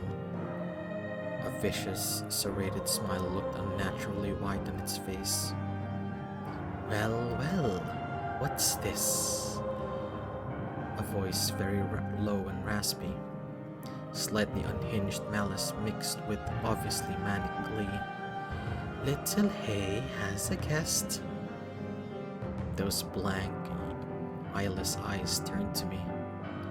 Hamas's inhuman hand covered my face. I could feel something trying to press against me, but Hamas's power fended it off. I have told you time and time again to request access. Hamas's voice was sharp with anger. He didn't seem surprised, just furious. You're the one who ignored my letter. I am still working on your request. Then you should have said so. I did. I told your little pet. He didn't tell me this. He's an irrational creation prone to fits of jealousy. It's not surprising he wouldn't pass on messages. He is perfect. The new man sounded cold and angry now. Only to you. And you are perfect? No, you are not. A mangled, pathetic product of the gods. I never claimed to be. Now get out of my home. Why? Your pertinent questions have been answered, but I have new ones. The shadow surged forward then, lunging towards me. Hamas grabs its throat with his hand.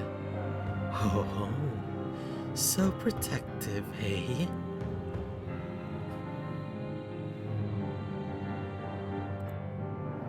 Yes, Hamas admitted it easily, which is why you should be very wary. You can't beat me.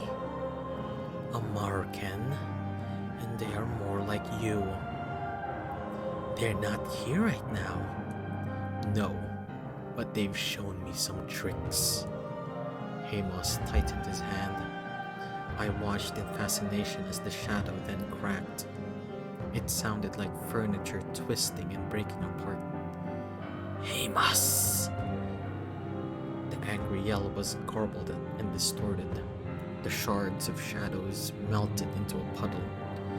Hamas looked down at the ichor in his hand in disgust before flicking it off.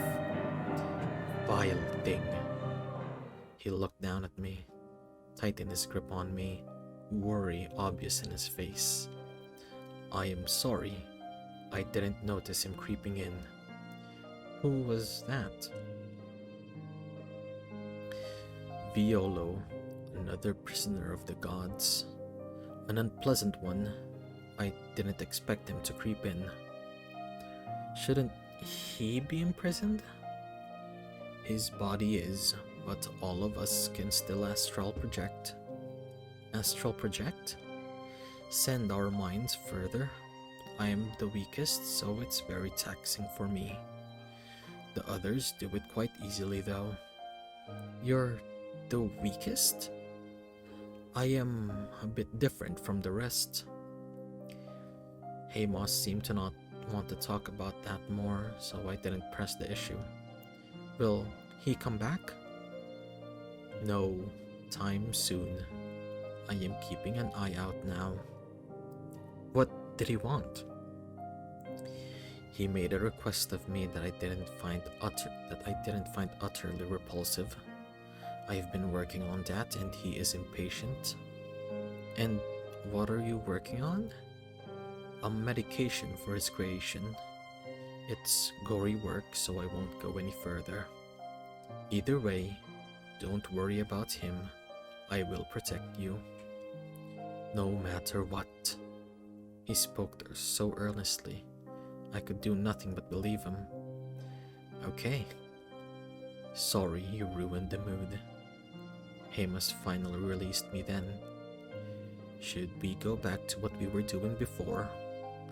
I would like that. We settled back down to continue talking. I never expected to have an encounter with another living god. Frankly, I was happy that Hamas was the one I had nearby. That one just seemed horrifying. It took a bit for the warm air to return, but we got there eventually. In just a few minutes, it was almost like the sudden encounter hadn't happened. I felt myself wondering more about him and the other prisoners. The question could wait for another time. Hamas fussed over me a bit after Violo's impromptu visit. While the encounter had been unpleasant, I did my best to reassure Hamas that I was fine now. He seemed skeptical, but he let it go eventually. I do promise that he's the only one that bad. Well, him and his pet. Hamas spoke to me while we were both reading. He'd gone through the trouble of writing out the translation for a book I was interested in. He'd brushed off my thanks with a simple "of course." It meant that I could read alongside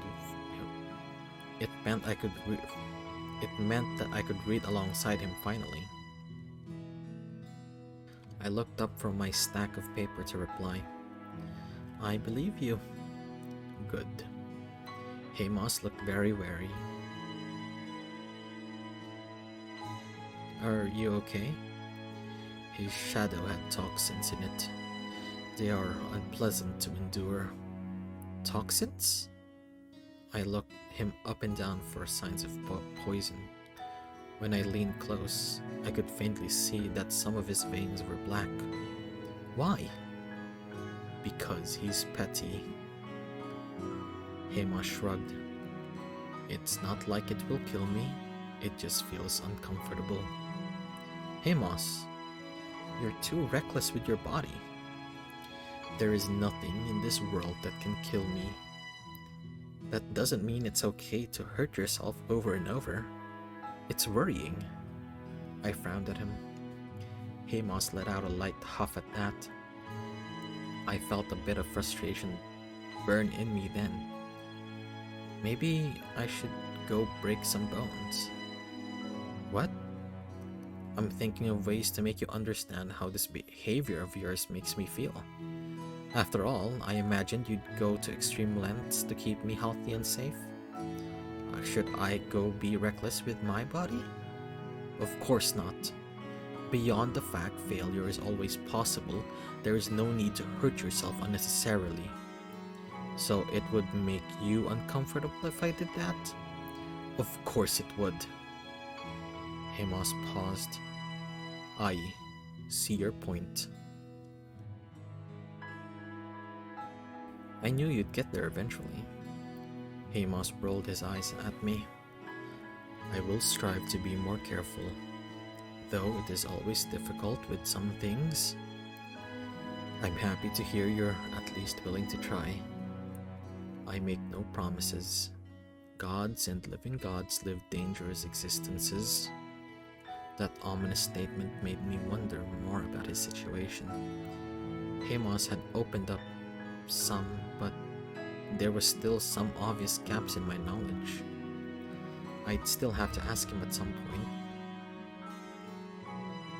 Eventually, my questions were burning too brightly for him to ignore. Hamas could see it, and he let out a playfully annoyed sigh. Yes, Jean? Could you tell me more about the living gods? Did Violo's visit inspire this line of thinking? I nodded. Very well. What do you want to know? Anything. Everything. Hamas gave me a tired glare. It melted into fondness. Let us start with the simple parts. Hamas paused to put aside his notes before answering me.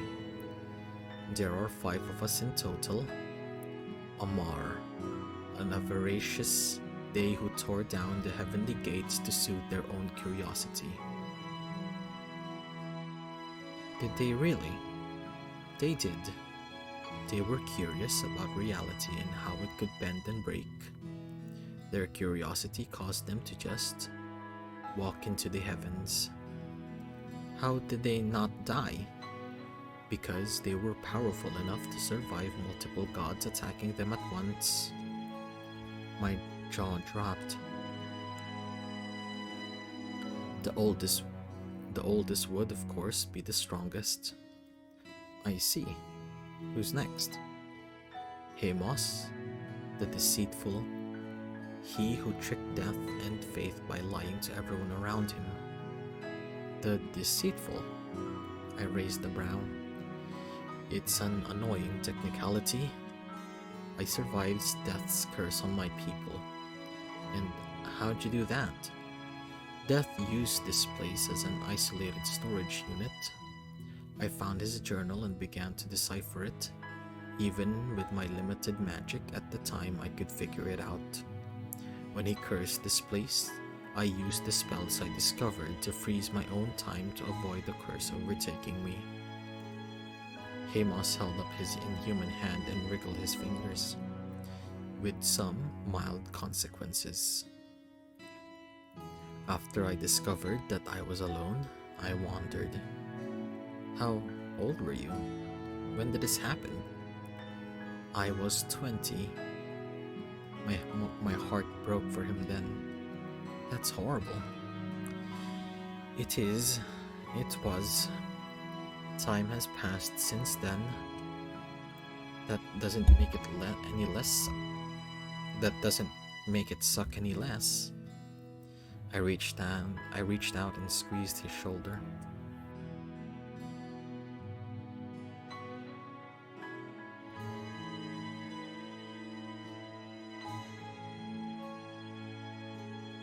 He patted my hand in reply.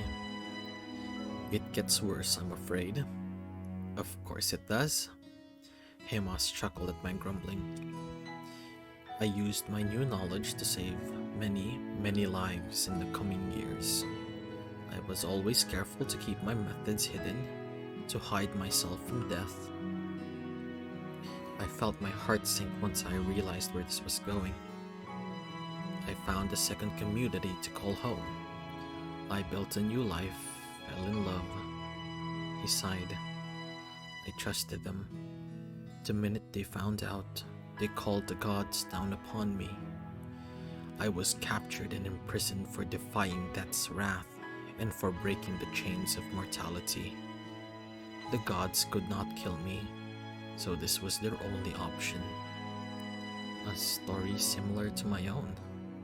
Is that why? Somewhat. It did truly begin out of cultural courtesy. Now it's because you're my very first friend in a long time.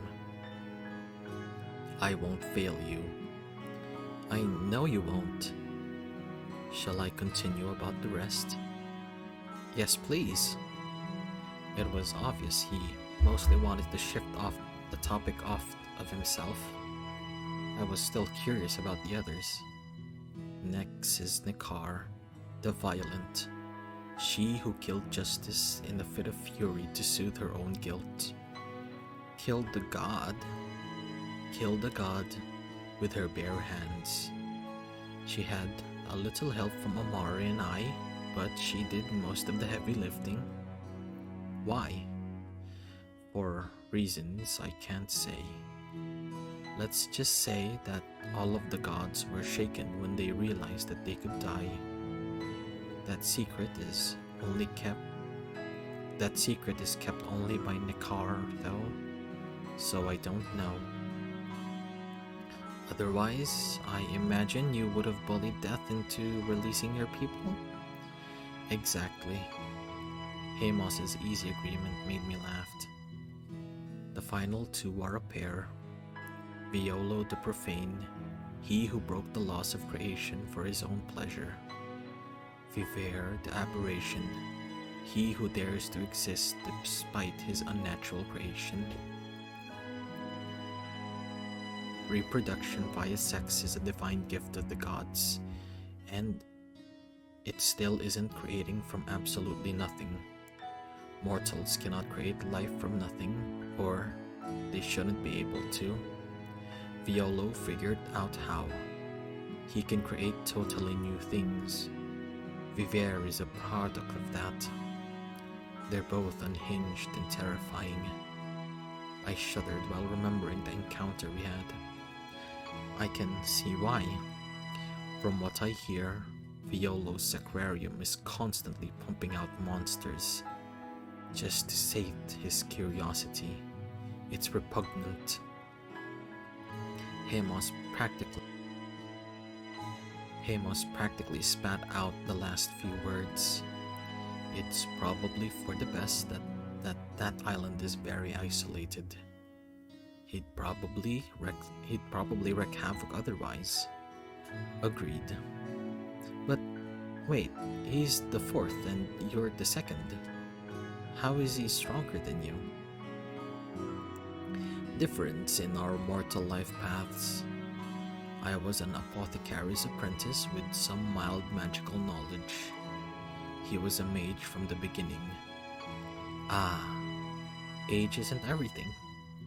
Hamas nodded. You're all in contact? Amara started it, to avoid us getting lonely. His voice sounded very fond then. They're a good person. Then do you plan on introducing us? I was teasing him. He had a surprisingly very serious reply. Someday. Really? I hadn't expected that. Of course, if you'd want to. If you don't want, you don't have to. I sat on that for a moment, thinking about it. That could be fun. It would be. Amara is a very interesting individual.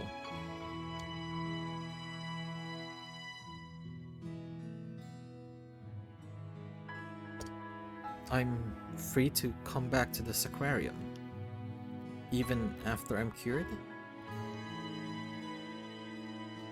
Ah, I thought that was a given. Hamas let out an awkward cough. Allow me to speak plainly. Of course you can. You are free to visit as much or as little as you'd like. Or could I just live here? I teased. Hamas shrugged. Sure. I almost dropped my spoon. What? You're going to get soup on the ground. Hamas frowned at me. Hamas. What? I wouldn't have mind if you stayed here.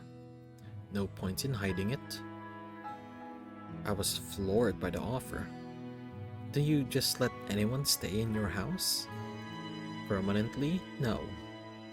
But you are not just anyone. I sat back and thought about it.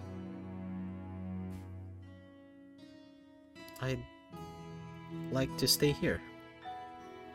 It wasn't every day a person just got to live with a living god.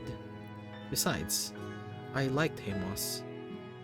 Could I bring a partner here if I got one? Sure, as long as they don't break anything. So we'd be roommates. How is that going to work with only one bedroom? I'll carve out another one, just for you. How flattering. I need to make you feel welcome. With that decision made, our conversation fluctuated towards other topics. Our conversation was warm and friendly the entire time. Time passed almost painfully quick. Last week, Hamas had called me out into the main room. He stood in front of the fire, eyes faintly glowing with power. I walked up to Hamas and stood beside him. I lightly tugged on his sleeve to let him know I was there. His head tilted in my direction, but he was still obviously doing something. I waited patiently for his mind to come back to me. After a few seconds, the power faded and he blinked a few times. My apologies. Someone else had called my name. That surprised me. Someone else is on the mountain? Yes, traders from the looks of it, eager to get moving now and that the weather has calmed. I had to make sure that they have a safe path. Do they? They do now. I've allocated forces to keeping devils away from them. And did you do that with me? I did. Hamas grimaced. Though one slipped through, my guards are a bit dull. Guards? Hamas hesitated for a long while. I promise I won't judge you, Hamas. Necromancy. His reluctant mumble was too quiet for me to hear. What? He sighed. I am also the living god of necromancy. That caught me off guard.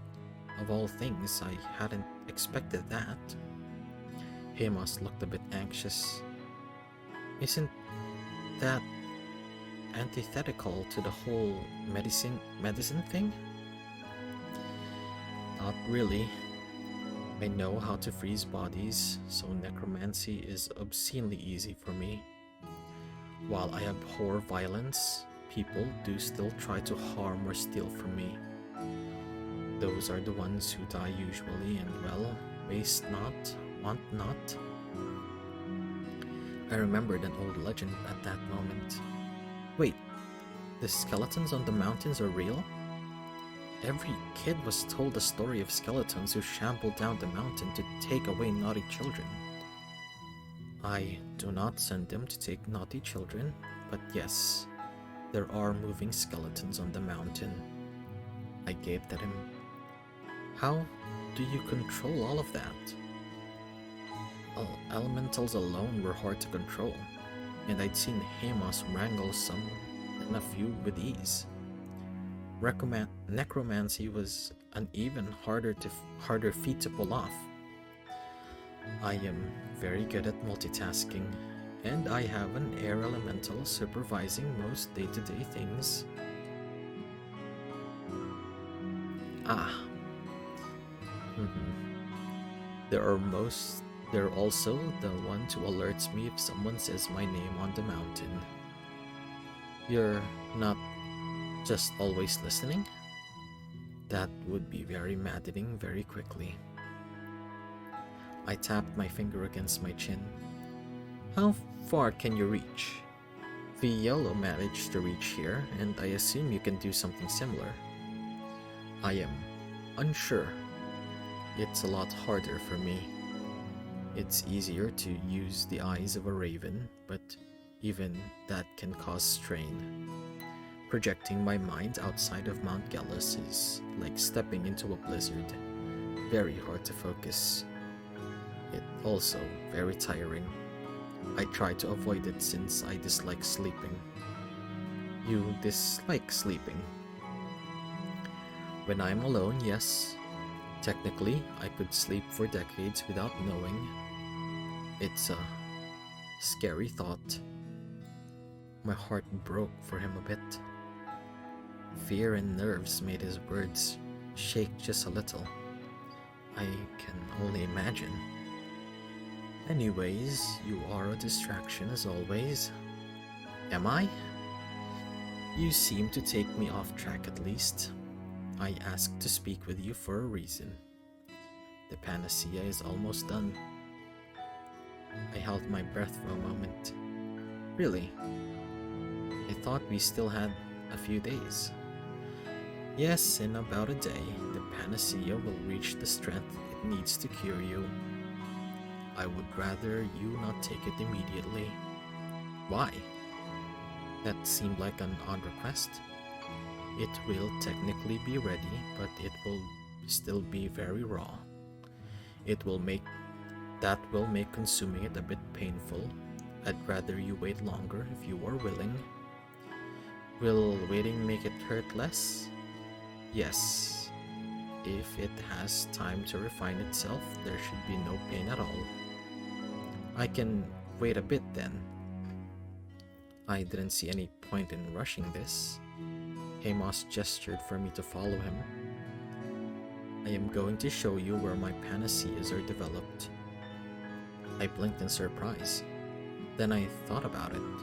Hamas had slightly obsessive personality when it came to his work. Even with me around, he could still lose himself in his work. I also just want to know where it is, as if you've ever need one in the future. Panacea is really the wrong term for these things.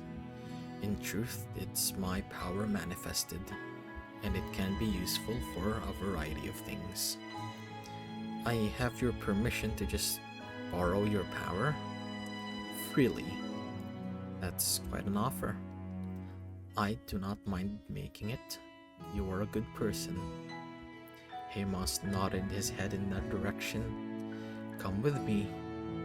We entered one of the many dark hallways in the Sacrarium. It was a pitch black with only a soft glow of magical firelights that had followed Hamas to light the way. The path was long and winding. Hamas made sure to keep pace with me. How am I supposed to get here alone? The lights will guide you. He gestured to the little lights in the hallway. Don't those only follow you? No, they just live here. They like my magic though, so they light up when I'm around. I've asked them to light the way for you if you come without me. Hamas raised a hand and a small swarm of light clustered onto it. He smiled briefly, faintly before shaking them off. What are they? Elementals of light and shadow. Those aren't separate things? Hamas shook his head. No, they are intrinsically both. Hamas held his hand out to gather some. Then he held them towards me to let me see the small clusters. When they were in front of me, I could see them flicker slowly. Some little lights, some little voids. Amazing. Nature always is. Hamas raised his hand blew softly to send them spiraling away. The ground beneath our feet slowly began to change. Instead of the usual sounds of footsteps on stone, we began to walk on snow.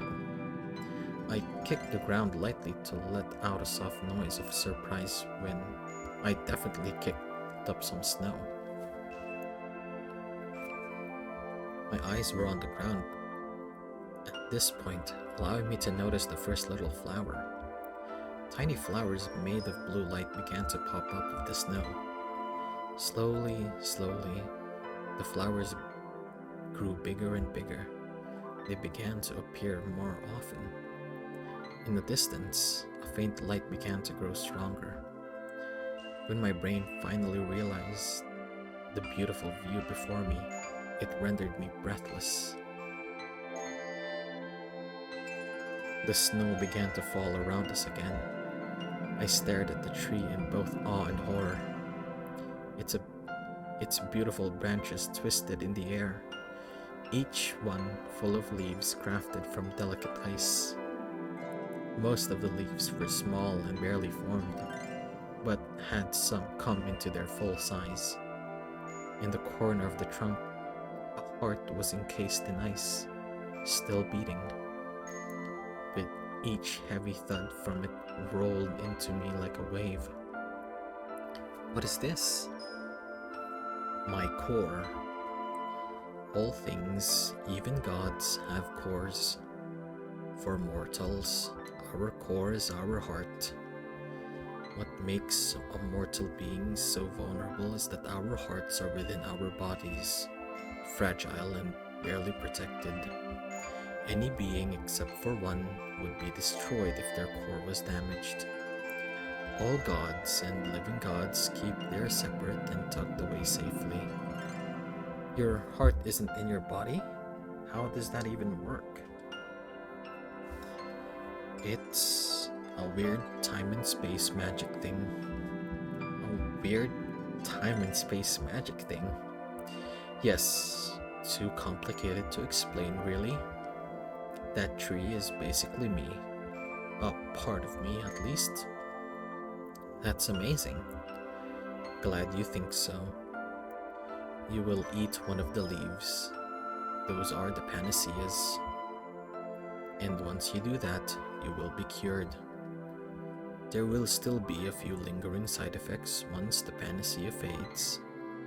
Lingering side effects? Your body will have to fend off your fever for a little bit, and you'll be a bit unsteady for a few weeks. You'll also just be really tired for a while. After that, you will be fine. Honestly though, I'd prefer to keep an eye on you. He frowned. Would it be possible for you to stay while I tend to you? I know that's even more time here, but it would help soothe my nerves. No reason to rush now. Besides, what better hands to be in? Hamas let out a soft sigh in relief. Thank you. I know you have things you wish to tend to at home. Once you have a clean bill of health, you can do so. Good. Thank you. After learning about the panacea, I had some time to think to myself. I realized something important during that time, so I called Hamas into the bedroom. Hamas and I sat across from one another on the bed. He looked at me expectantly. I chewed on my lips while thinking. Well, this is a serious conversation. Hamas idly played with the frozen tips of his hair. Take your time. Sorry, it's a heavy topic. You're going to outlive me. Yes. His face saddened a bit at that. It's the way things are. I can't die. I mean, my core could be horrifically damaged, but that actually wouldn't kill me. I thought you said I am the exception, the ultimate punishment for an immortal being with mortal emotions. Not being able to die, I am cursed to watch any and all things I get attracted to fade. It hurts, but it will adapt. That's still so sad. Hamas nodded in agreement. I could technically delay that. Are you implying what I think you are? I would never, ever make you fully immortal. Not being able to choose to die, it's worse than the hells. But I could give you as much time as you want to make that decision. Wouldn't that be very taxing? A Mar could help me figure out how to lessen the burden. The weight of that decision was heavy on my shoulders. Do I have to decide right now? No, of course not. Hamas was quick to answer. This just started. You still have plenty of time to make that choice. You can also rescind your decision at any point as well. I let out a sigh of relief. It's a big decision. Yes, it is. Take all the time that you need to think about it. Thank you. Of course. With that heavy conversation out of the way, I also wanted to talk about how to approach my village. Right. You didn't part on the best of terms. I nodded. Even though I'm not a threat now, they were ordered to kill me if I tried to come back. Hamas straightened his spine and scowled at the very idea. I will not allow that. I reached out and patted the back of his hand. I know, and I appreciate it. He relaxed just as a hair. You sound like you have a plan. Not a full plan, but a rough idea. O'Clurden is the one who needs some kind of punishment. His decisions put multiple lives at risk and he can't keep going unchecked. The problem is the church. Let me guess. They'd still back him. I nodded. He did his service to them and the crown, and it'll look bad if they turned on him. So the usual route for justice won't work. But that doesn't mean something can't be done. I'll need your help though. You have it. What do you need me to do? Well, to start, Hamas listened to my plan without a curious gaze. He seemed a bit cranky. I wasn't going to be hard on everyone else. His smile when I told him what he got to do to O'Clurden, though, was nothing less than bone-chilling. Change would come to Frostbane once I was cured. The panacea took a few days longer to refine to the point Hamas felt safe in letting me take it. The days we spent waiting were filled with us fine-tuning the plan for what was to come after. No matter what, I would reveal myself to Frostine. O'Clurden had to go as soon as possible. After dealing with that, I would return to the Sacrarium. The day the panacea was finished, Hamas immediately pulled me towards his heart. So, why do you keep this place so dark? To confuse possible thieves, and because it'd be a waste to constantly keep it lit. Ever practical. Of course. I looked up at the beautiful tree in awe.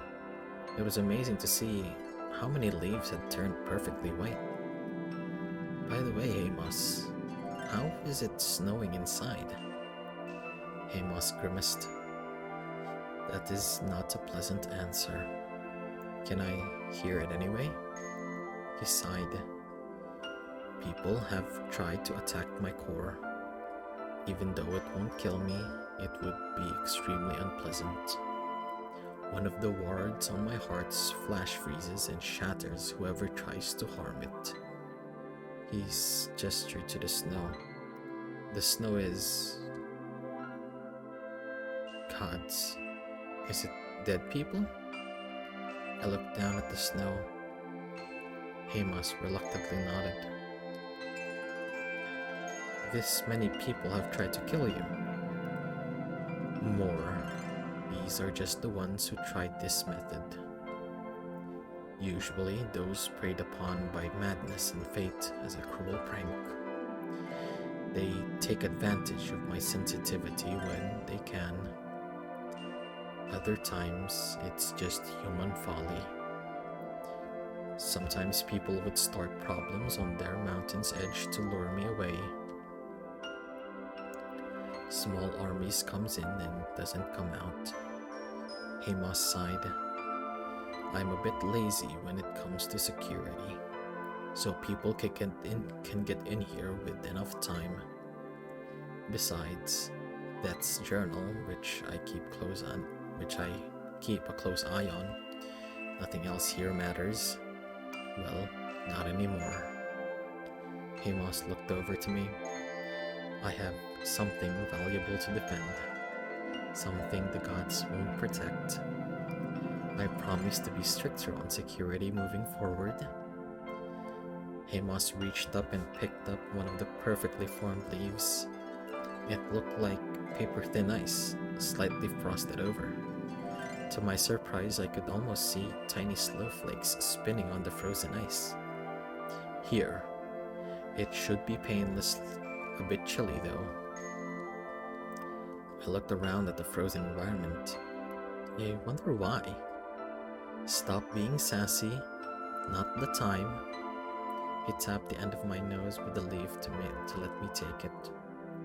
Without hesitation, I ate it. It was almost like a pool of mint syrup had been poured into my mouth. As I swallowed, I felt a cool, refreshing energy slowly makes its way through me. It will take a bit of time, but it will work. Hamas gestured me to follow him. Let's get you settled in. You're going to feel very good for a few hours, then very bad for about a week. I don't feel much of anything right now. Well, that was a partial lie. I hadn't had to take any medicine today, so I did have the beginnings of a headache. That ache was fading away. You will, I promise.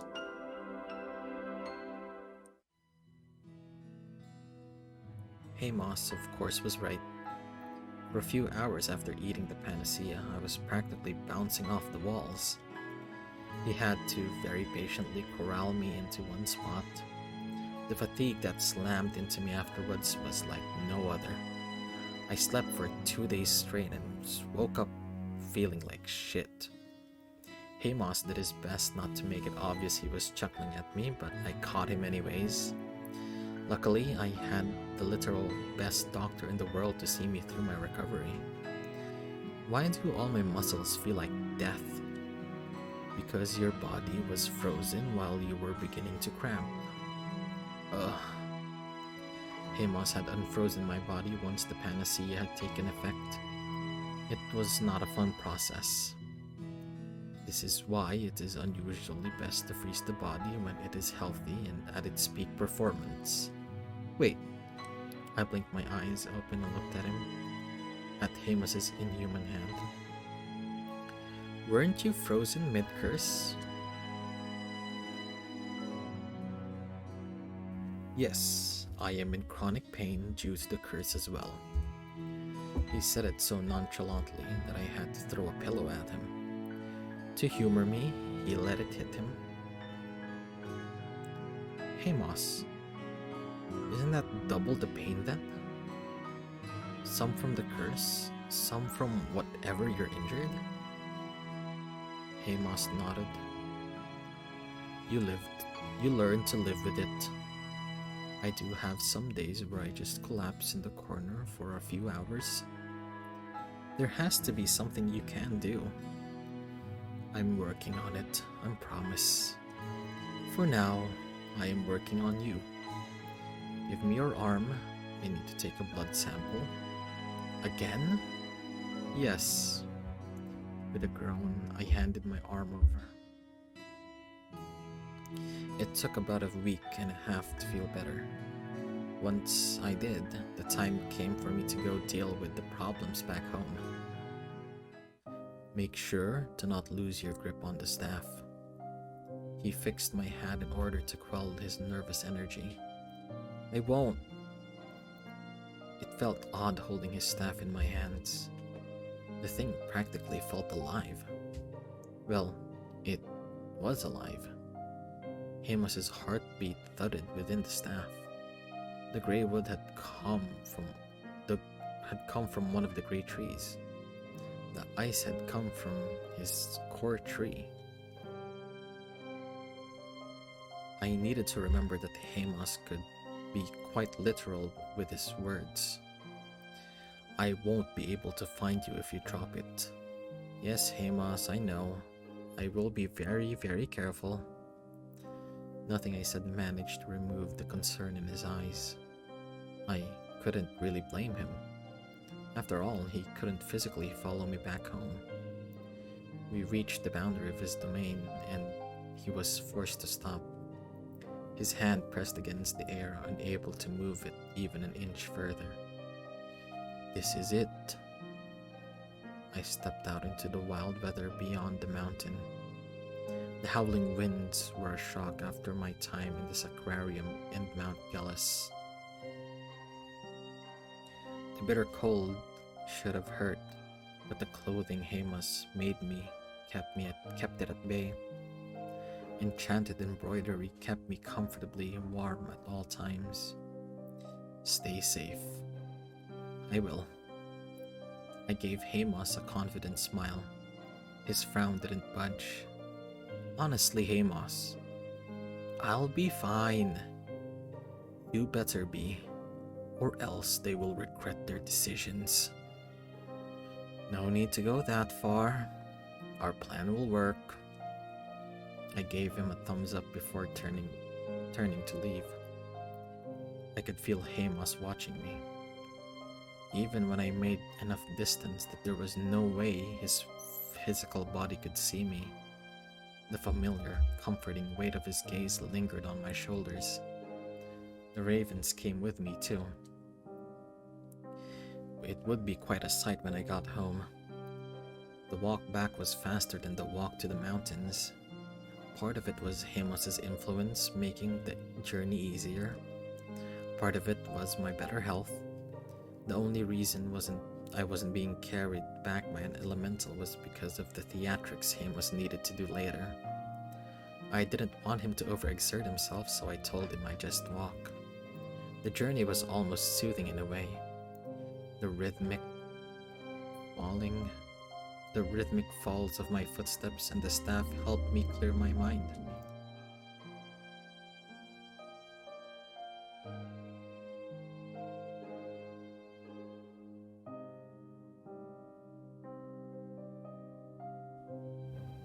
That calm broke a bit when I saw Frostine in the distance. Home. It was right there. For a moment, my mind remembered the horrible walk away from the village. The pain, the sorrow, the discontent. Back then, I just hoped just to survive. Now I was returning victorious, though I still had one important battle to face. I stepped up to the edge of the village and felt a wave of nostalgia roll over me. Halt! Wait, Jean? Anna looked at me in surprise, eyes wide and slightly panicked. She drew her bow on me and fired without hesitation. The arrow didn't even get near me. It froze solid in the frigid air before shattering into tiny shards. What? Her loud cry of alarm alerted other people. More hunters poured towards the area. Any of them who saw me immediately fired an arrow or threw a spear. Despite my fear, I forced myself to stay calm and still. I could feel how frigid the air was getting with Hamas's rage.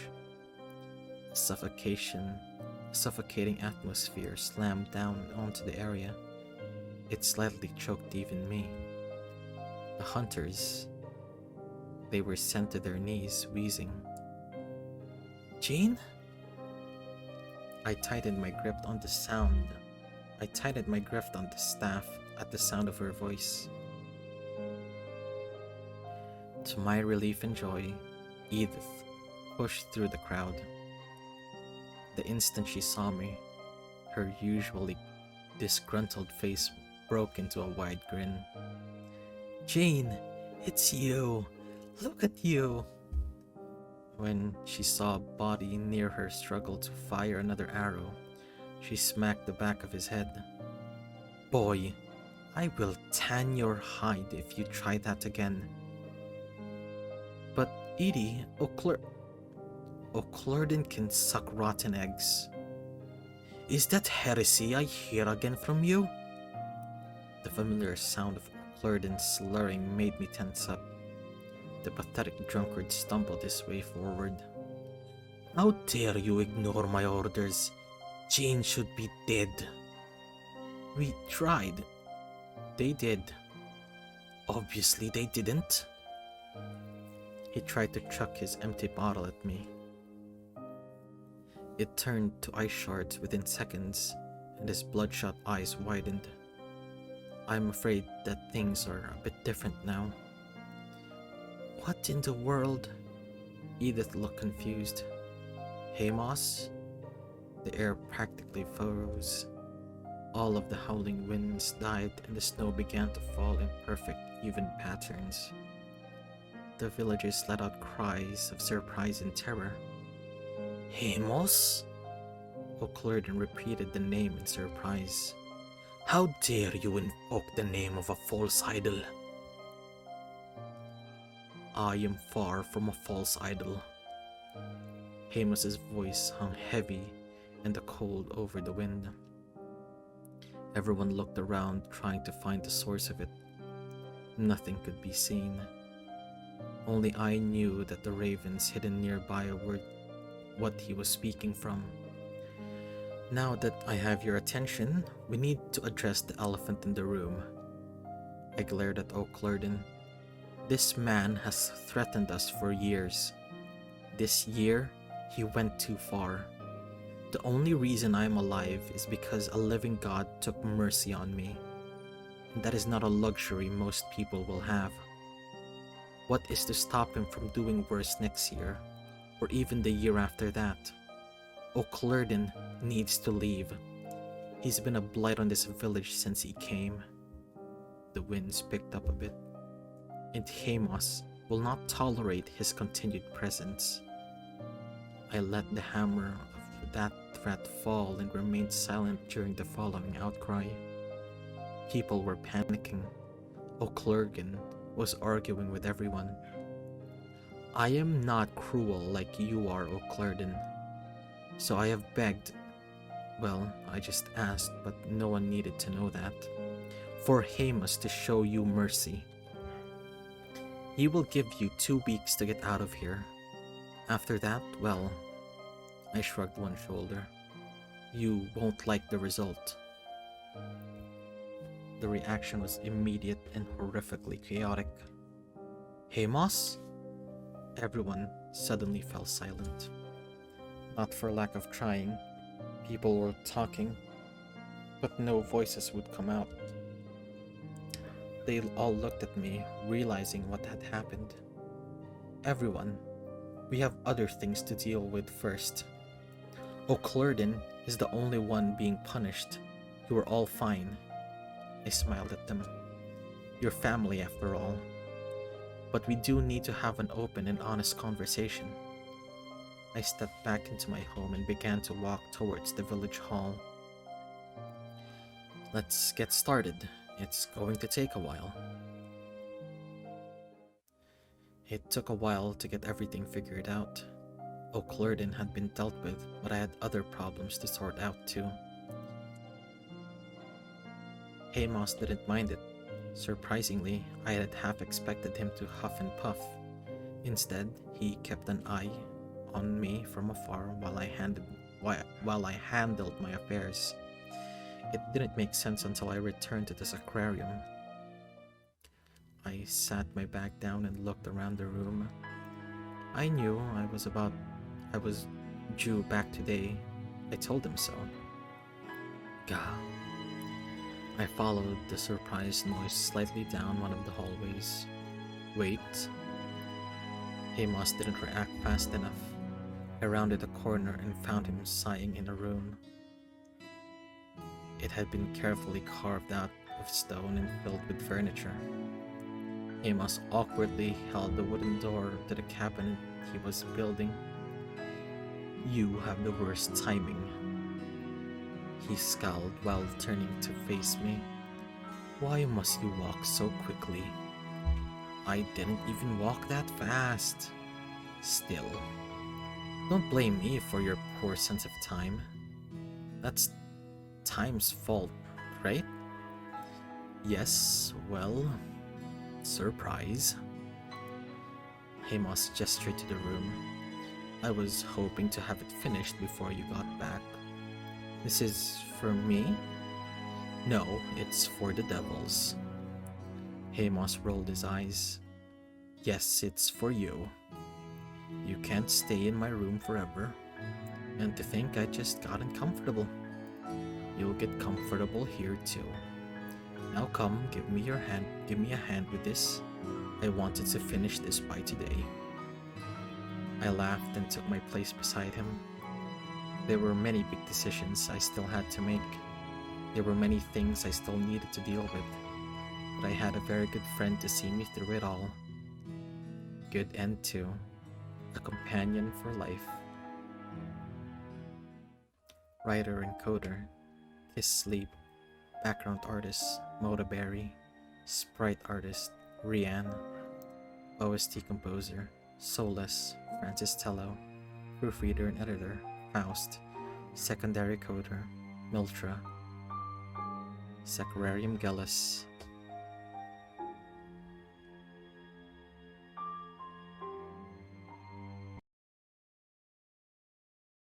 Hello friends, thanks for watching that video, and if you like my voice acting, you can support me by subscribing. Alright, that's it. Bye senpai!